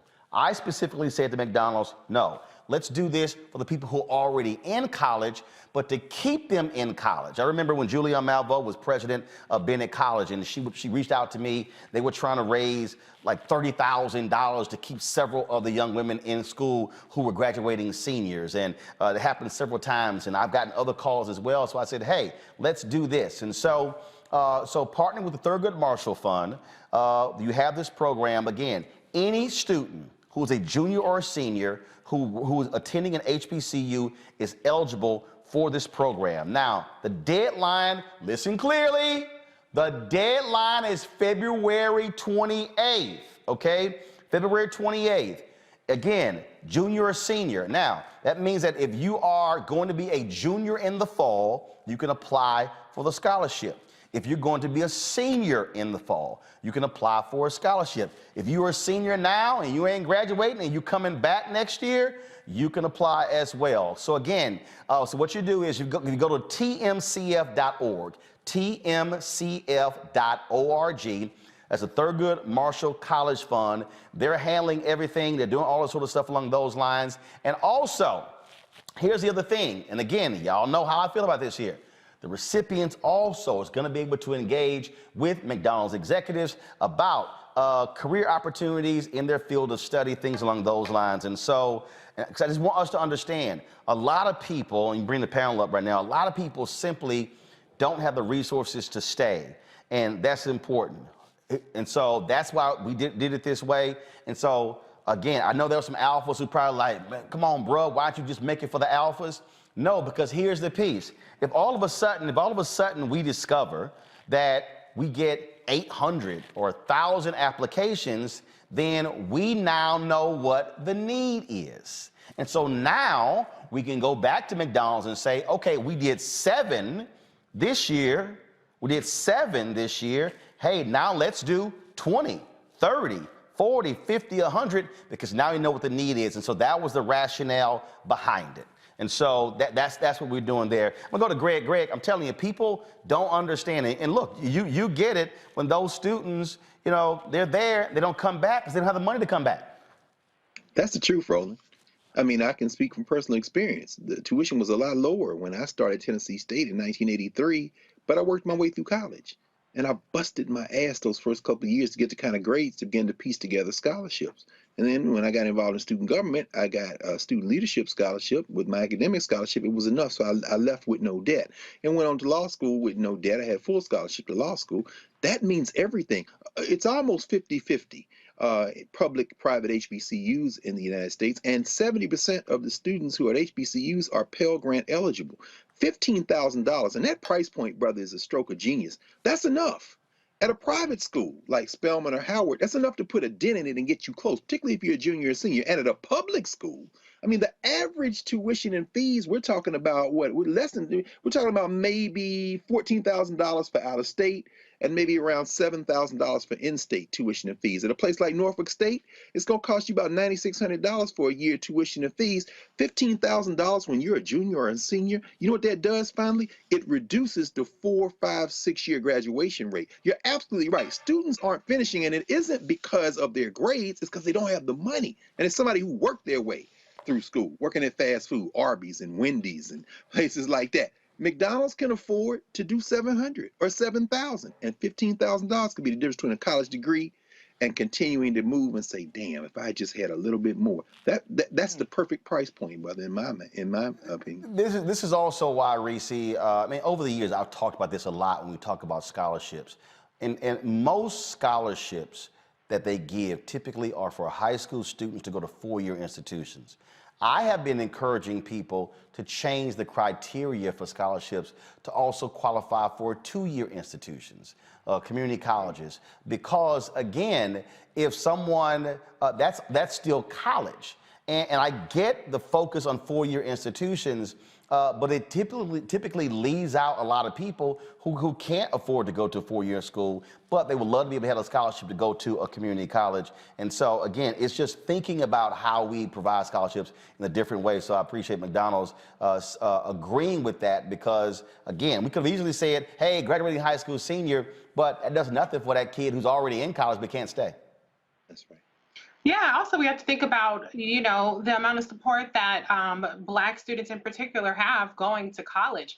You have a lot of parents, middle-class parents who might be able to get you through the first year, maybe even the second year. But by the time you hit 22, 23, that help has run out. Maybe people have had a kid or gotten pregnant or, had other things in life that might have set them a little bit off the path to where $15,000 could really make a huge transformative impact in their ability to continue their education. So this is something that really does meet a gap in the need by focusing on a population that typically you don't start to get eligibility at that point. You have to really get in. Maybe if you're a freshman, you get a 4-year scholarship or a 2-year scholarship, but not a lot of people are meeting that need. So I think it's a wonderful move that you push for and that McDonald's is providing. And it doesn't mean, Faraji, that we don't encourage corporations that get a lot of our money as consumers not to support those folks who graduated from high school, but it's also thinking differently. And again, what I really hope,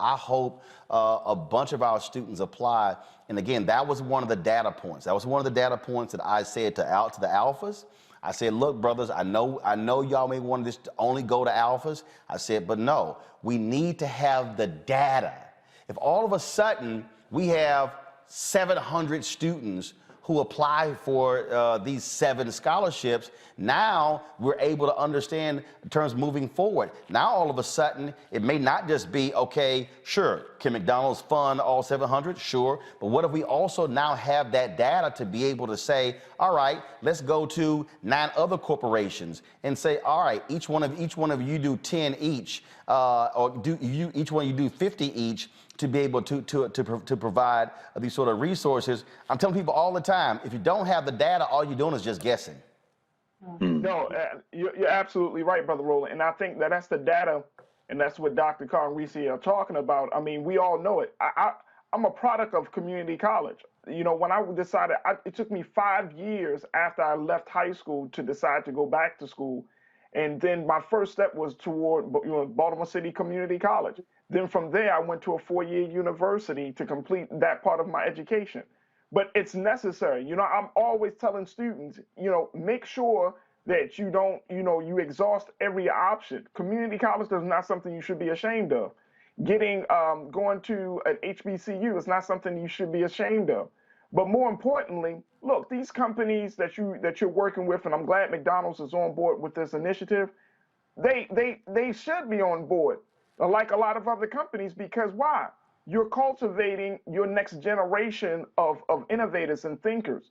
Every time you work at McDonald's, I always tell people this, you might say, oh, working at McDonald's is so terrible. But McDonald's has a very rigid management program.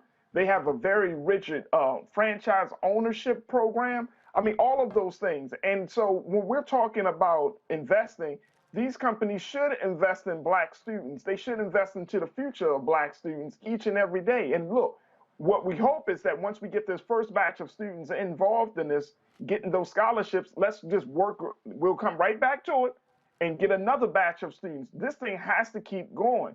But it's a real blessing because why? You're behind it. And by you being behind it, you know that it's going to be an authentic program. It's not going to just, the money is not going to just sit somewhere. It's going to be given to somebody. And I just can't wait to see the students or hear about the students that are going to be the recipients of this. But this is more than any $15,000 shit, man. I wish I had that when I was in school. I'm telling you, I'll be all good. You know what I'm saying? Absolutely, absolutely. But, you know, I mean, every little bit helps. And you know what? Maybe this will start the process real quick. Maybe this will start the conversation that college is absolutely like terribly high. Oh, it's crazy. It becomes a crazy debt. When you're paying $50,000 and $60,000 a year for college. Yep, absolutely, absolutely. And can I say one more thing, Yep. Roland? I just want to say, you know, sometimes people hear the number and they say, well, 7. I don't have a chance of getting that. Apply anyway, because as Roland is saying, your applying might open the door for the next round of people. And so it's important that regardless of whatever calculation you're doing in your mind about your GPA or whatever the materials are that is going to be the rubric for deciding who gets it, still apply because it's important to open up the doors for more than just yourself. And you might get it.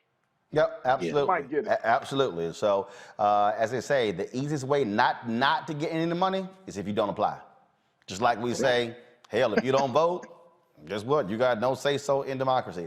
All right, I'm going to go to a break. We're going to play for you all our promo of our Glenn Turman interview. We're going to live stream the interview after we finish today's show. We debuted it last night, Rolling with Roland. Y'all, let me tell y'all something. It is an unbelievable interview with Glenn Turman. Look, he has been acting for more than 50 years. He is a legend. He is an icon. The stories are amazing. And one of the reasons that we're doing these one-on-one interviews with folks like Glenn Turman, and it's because, you know what? We don't want to just hear about them when we're doing an in memoriam.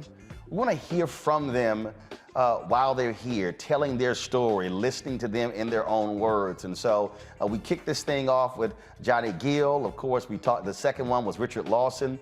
We have Glenn Turman. Man, the interview's coming up next. Bill Duke, Jack A., Jeffrey Osborne, Michael Collier, Mario Van Peebles, Sally Richardson Whitfield, Dondre Whitfield, Maddie Rich. Man, we've got some unbelievable interviews that we have done. And trust me, Glenn Turman said some amazing stuff, and so we're going to show you the promo. We're going to stream it after that, and when we come back from this break, it's 2 minutes, I'm going to show you the book cover. You're the first ones to see it. I have not put it on social media. I have not placed it anywhere. You're going to get the first look of this book cover, and I'll tell you exactly what the book is. The half the title is called White Fear, but you're going to see that next on Roland Martin Unfiltered. Aretha and I met as a result of a friend of mine named Ben Vereen. She was standing in the mirror in front of, you know, the lights go around the star mirrors, and dressed in white and getting ready to perform, and she was standing up and she saw my reflection in the mirror, and she gave a little, you know, and I gave a little, They mutual admiration. Oh, yeah, for sure, for sure. She expressed at that time that she wanted to, she had moved to California and she wanted to take lessons in acting. She wanted to do some acting. And I was, like I said, I teach. Right. You know, I've been teaching for 12 years, you know. And so I said, well, I teach acting. And if you want, come down to my classes. One evening, class was very disruptive. They were all at the window. You know, hey, get back here, you know, come on, we got a class, what are you doing? A limousine just pulled up. You know, a lady got out in a fur coat. She walked into the class. And my first reaction was, you're late. And you told the queen she was late. She was. You wouldn't let her know I'm a teacher. And I'm serious. And I think that's what she came to find out. Was I serious? And I was. And so we became serious. Serious enough when you got married. That's as serious as it gets.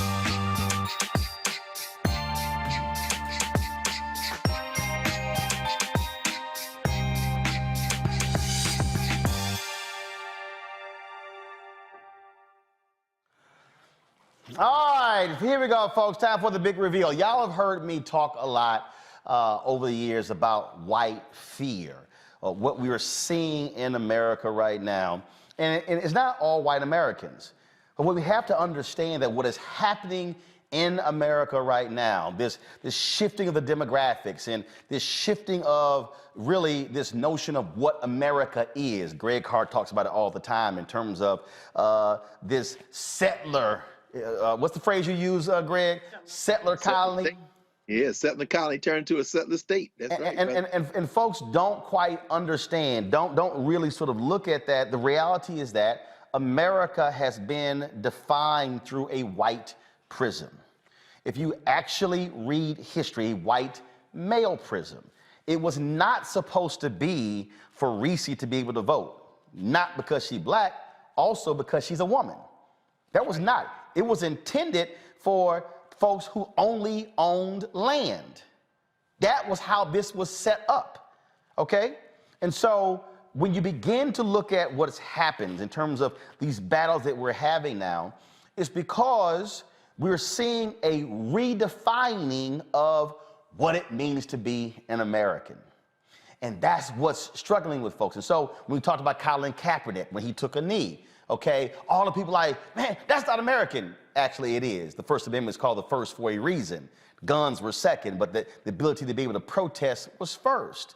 So it wasn't him protesting. It was the fact that Colin Kaepernick simply did not grow up and completely suck in the notion that America is all about apple pie. It's all about a blonde, blue-eyed, buxom white woman as being the center of beauty in America. It wasn't about everything that is white is right, everything that black is bad. It's what it was about. And so what you're seeing now is this struggle because now black people and Latinos / Hispanics and Asians, Native Americans now get to actually have a say, and not just a say, now have power.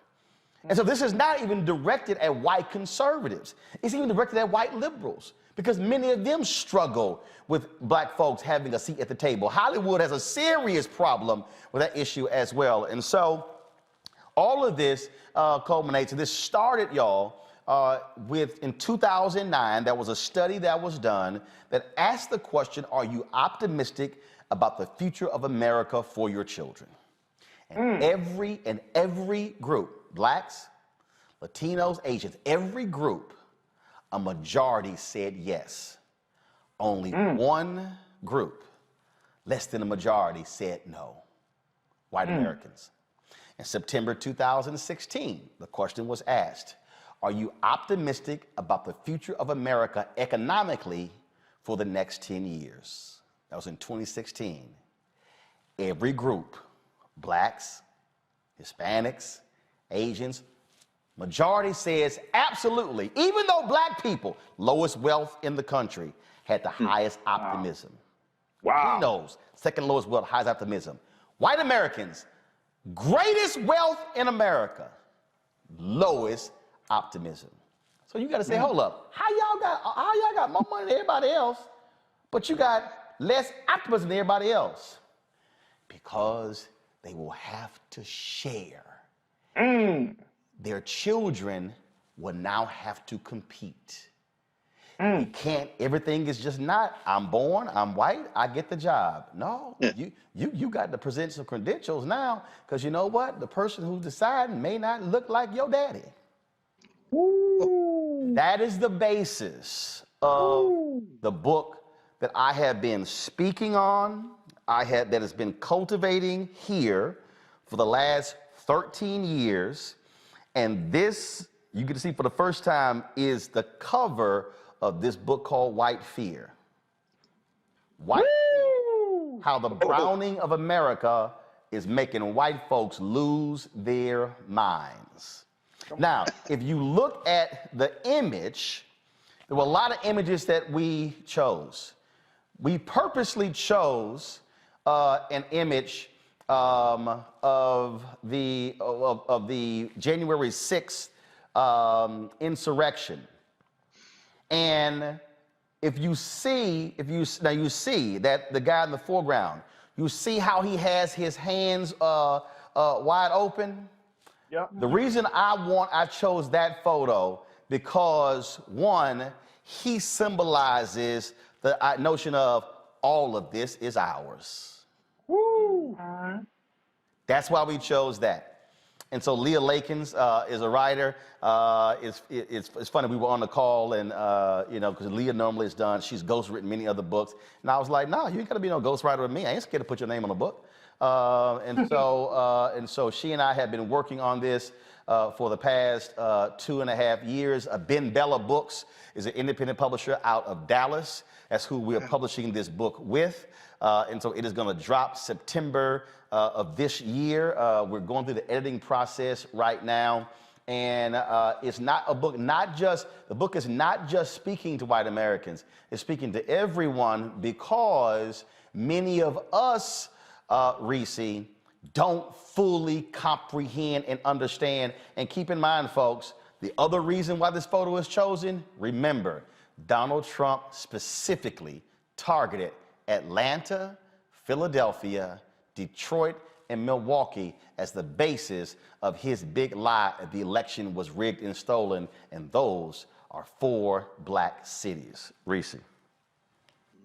Well, first, let me say congratulations. And I think the cover is magnificent. I mean, what a brilliant encapsulation of really what white fear is. And not just white fear, but white lash, the backlash to what is inevitable that they will have to share. They're going to make it more difficult, and they're putting up a valiant fight to prevent that from happening, perhaps even this generation. But the demographics are not going to lie. It's not going to be something they can hold off forever. And so I think it's a really important piece of work. And I think we have to understand what we're up against, because I think a lot of people still feel like you can reason with them, you can appeal to some sort of shared humanity and shared sense of morals and character, and you can't. So the best thing that we can do is arm ourselves with the information. How do we maneuver around it? And I think that we're all mostly trained in that, because you have to do that to survive, and to really understand how we're going to come up with our game plan, how we're going to respond to this in a way that we can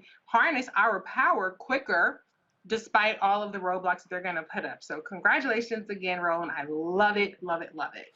Faraji, first of all, Reese, I appreciate that, Faraji. We spend a lot of time on this, trying to walk people through this so they understand the dynamics here. And when we've been talking about these policy changes, making sure that they put on those young, white, right-wing conservatives on the Supreme Court. Do understand, Amy Coney Barrett is 49. Neil Gorsuch is 53. Kavanaugh is 55. Ginsburg was 87 when she died. Breyer is 82. So if you just say that, look, they serve 35 more years. Think about that. That means that Gorsuch, Kavanaugh, and Barrett will be there 35 more years. Damn. 2057. Damn. See, and people have to understand, that's why Mitch McConnell was hell-bent on keeping those seats and getting them in, because they understand when you control the Supreme Court, they are the final arbiter of our laws. That's right. No, that's a big point. I'm so glad, Brother Roland, that you brought it up. First and foremost, of course, congratulations. I mean, I'm absolutely in love with the cover. I'm in love with everything, like the title, the subtitle, and everything. It brings back to mind so many different books that I've come across, such as Death of the West. When you're talking about even White Fragility by Robin DiAngelo, there's a number of books out there, and I'm so happy that you're putting this out there as a black man to talk about this, because a lot of those books are really to white people. Even though you said this is for everybody, I think it's absolutely important that we understand as black people the dynamics and the thinking, and which is really important. A couple of questions for you, Brother Roland, because folks have been asking on the YouTube chat. First, will we be able to pre-order the book? Yeah, the book will be a pre-order. It's not available right now. They literally just sent me the email today of the cover. and they said I can go ahead and post it. And so soon as we do pre-order, we want to make that possible. And again, look, my goal, and when I look at all these books that are on the New York Times bestseller list and everything, you know, I want us to go hard and hit 50,000 pre-orders. I think when the 1619 Project, I think when they debuted #1 on the New York Times bestseller list, I think it was like 87,000 books that were sold that first week. And so you know, with our fan base, you know, we want to go hard on Amazon's list, on New York Times bestsellers list, because let's be real clear, it's going to be a whole bunch of mainstream media folk not trying to put me on their shows. You know, Fox News ain't going to be calling, and we know CNN not going to be calling, and so MSNBC. Yeah, well, you know, but MSNBC. Well, look, I got Allie Velshi will call me. I'll be on Tiffany Cross show next week. But again, it seems like the only time I appear on MSNBC is only on weekend shows. Allie Velshi, Tiffany Cross, Alex Witt. No other shows have invited me. I've never been on Joanne Reed's show. I've never been on Chris Hayes' show. I've never been on Rachel Maddow's show. Did Lawrence's show one time. And so I used to do the daytime shows, Morning Joe, Katie Tur, all those shows a lot. They don't call at all anymore, so I guess I'm only relegated to the weekend. But let me ask you this though, Brother Roland, and this is another question that popped up. You know, I mean, because books of this caliber, of this nature, of this content is such hotly contested, because we're in a time of critical race theory and everything else. You know, what's your take on you know, presenting this book into certain parts of the country, your home state like Texas? Are you having like a plan of action? We going boycott you and all that? No. I ain't worried about that. I ain't worried about that. I ain't worried about that at all. I mean, I had to ask the question. No, I ain't worried about that at all. Trust me, I plan on going back to my alma mater, the conservative Texas A&M University, and discussing this book. I plan on being on college campuses. Trust me, the Road-Mobile is going to be on the road. We're going to be hitting places. Remember, we're also going to be involved in going to places during the election. So we're going to be on the road anyway, hitting these states. We're going to be doing that. But absolutely. And the thing that's been crazy about this process, Greg, is that this thing has been, like, I've been amping to do it because every time something happened, White Fear kept showing. And even the publisher was like, okay, is another event. And I'm like, and it was a trip because when back in literally 2018, 19, 20, I kept saying, y'all, the book is playing out before our very eyes. Now, mind you, it's a whole bunch of publishing houses that passed on the book because they didn't see it. Ben Bella out of Dallas, they saw it. They believed in it. And we've already signed a deal with Audible as well. And the thing that people don't understand is that, I mean, it was literally happening in real time. And I kept saying, see, every time something happened, I was like, see, they like, damn, we got to get the book out. And it was sort of like a new thing. And so when January 6th hit, we had to completely recalibrate the book because after that happened. And so so everything that we've been talking about on this show, on TV One, when I was on Tom Joyner, all these things are playing out, and the book lays this thing out and establishes that continuum from going back to, of course, slavery, Civil War, and how at every point Black success was always be followed by white backlash. Greg? Yes, sir. Yes, sir. And, you know, everything happens in divine order. I remember in 2010, was it 2010 when you published the first with Third World Press? Yes, 2010, the first President Barack Obama's road to the White House. Yep. Yeah, and I think something that this book will share with the first is that it is being reported out by somebody who is in deep, immersive conversation, contact with, organizing with the people. And with all due respect to the New York Times bestseller list, we know that the books that are published by the Fox crew, Brian Kilmeade and them, that's propped up by billionaires and you know, the same kind of people that'll be trying to put money in McMichael's account in Georgia, which is why I'm glad the Georgia prosecutor filed that addition to sentencing saying, so y'all can't profit off y'all stuff. So we know where those numbers come from. And in the case of the 1619 Project and my friend Ibram Kendi's books and Robin DiAngelo and all those, we know that a lot of that sales is driven by, you know, white guilt and white folks who may use the books as furniture, to quote Dr. Ben Yosef Ben Yaakov.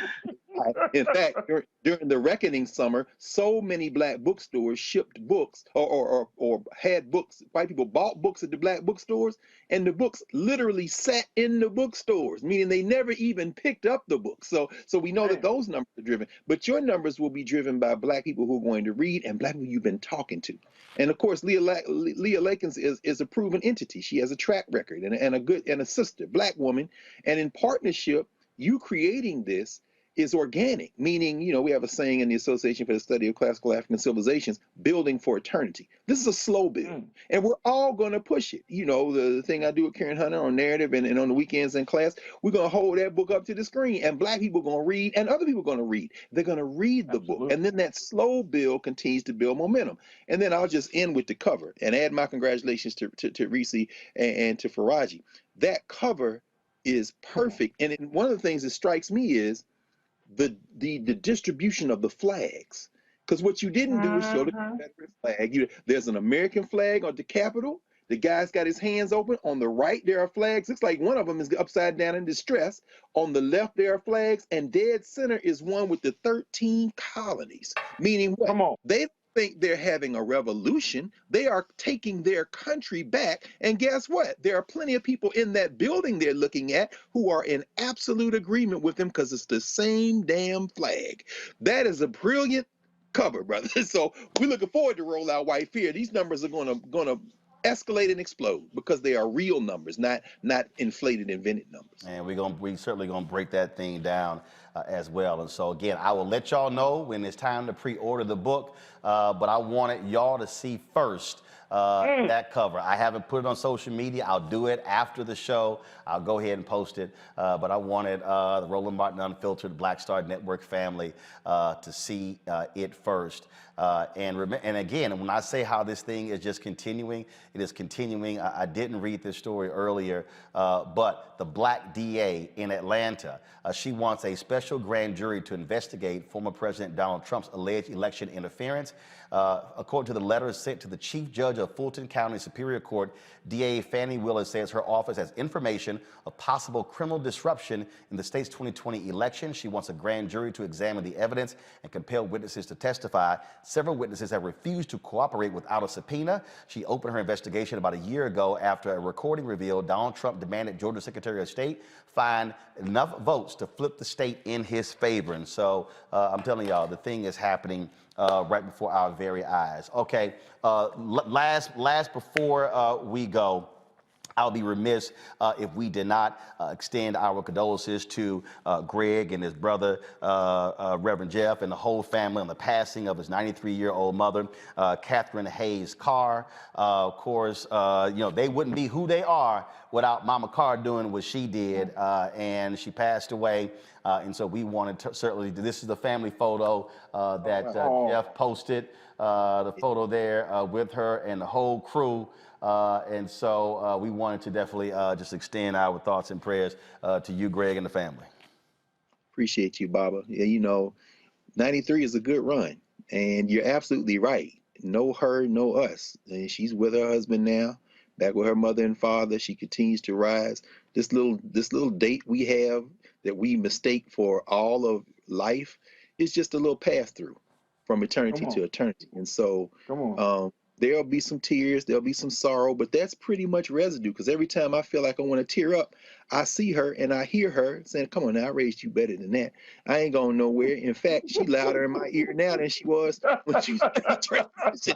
So it's a celebration, brother, and I just want to thank you for being who you are, and Reese and Faraji and everyone, Erica, everybody involved in Black Star and everybody out there. It's just a powerful reminder that we're only here for a second.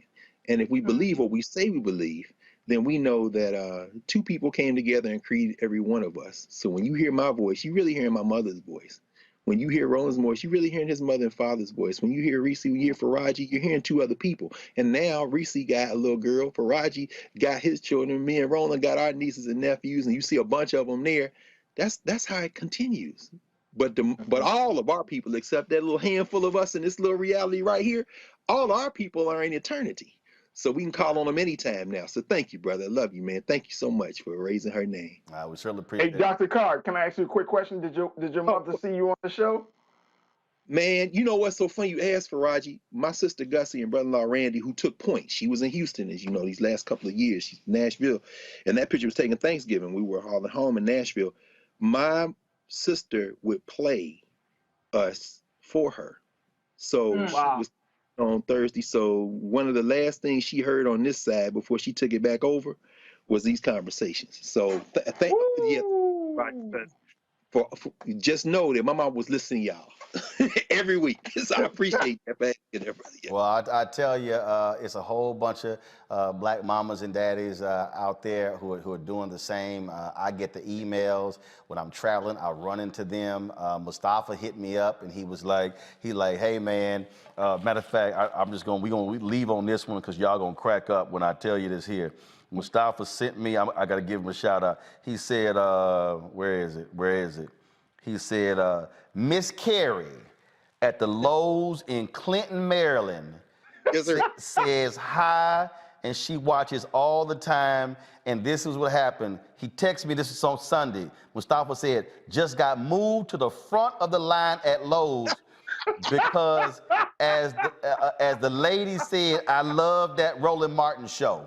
So, so just so y'all know, and Rashad Robinson used to tell me, he was like, man, I don't know what it is about the black people at the grocery store. He said, but when I'm in Harlem shopping, I get stopped all the time. Folks like, man, ain't you that boy who on Roland show? And so y'all don't get it twisted. Don't get it twisted. Y'all, all these blue check marks on Twitter, they might be retweeting something that Don Lemon or Joy or Chris Cuomo used to say, Jake Tapper and all them other folks. But trust me, we know what the brothers and sisters are watching, and they make it clear when they walk up to me, y'all, and this happened multiple times where they put cash in my hand. They say, look, I ain't trying to mail it in. They put cash in my hand. And I know some of y'all been emailing me. We're getting a P.O. box for y'all to be able to start sending your checks and money orders, because y'all keep telling me, look, I don't trust no Cash App, PayPal. I got you. So we'll have the P.O. box soon. That's why I haven't been given the address. And so folk like, I know some of y'all old school with money orders and checks. We appreciate that. And so again, we're gonna have that real soon. So we appreciate it. Again, condolences to the Carr family. And we certainly appreciate it. Reese, Faraji, Greg, thank you so very much. Folks, that's it for us. Sorry about the power outage. It broke the show up. But look, we still here. And again, why do we need your support? Y'all think I'm joking? I sent the emails when we were in that break to the engineers to get a backup source so we don't get knocked off line again like that.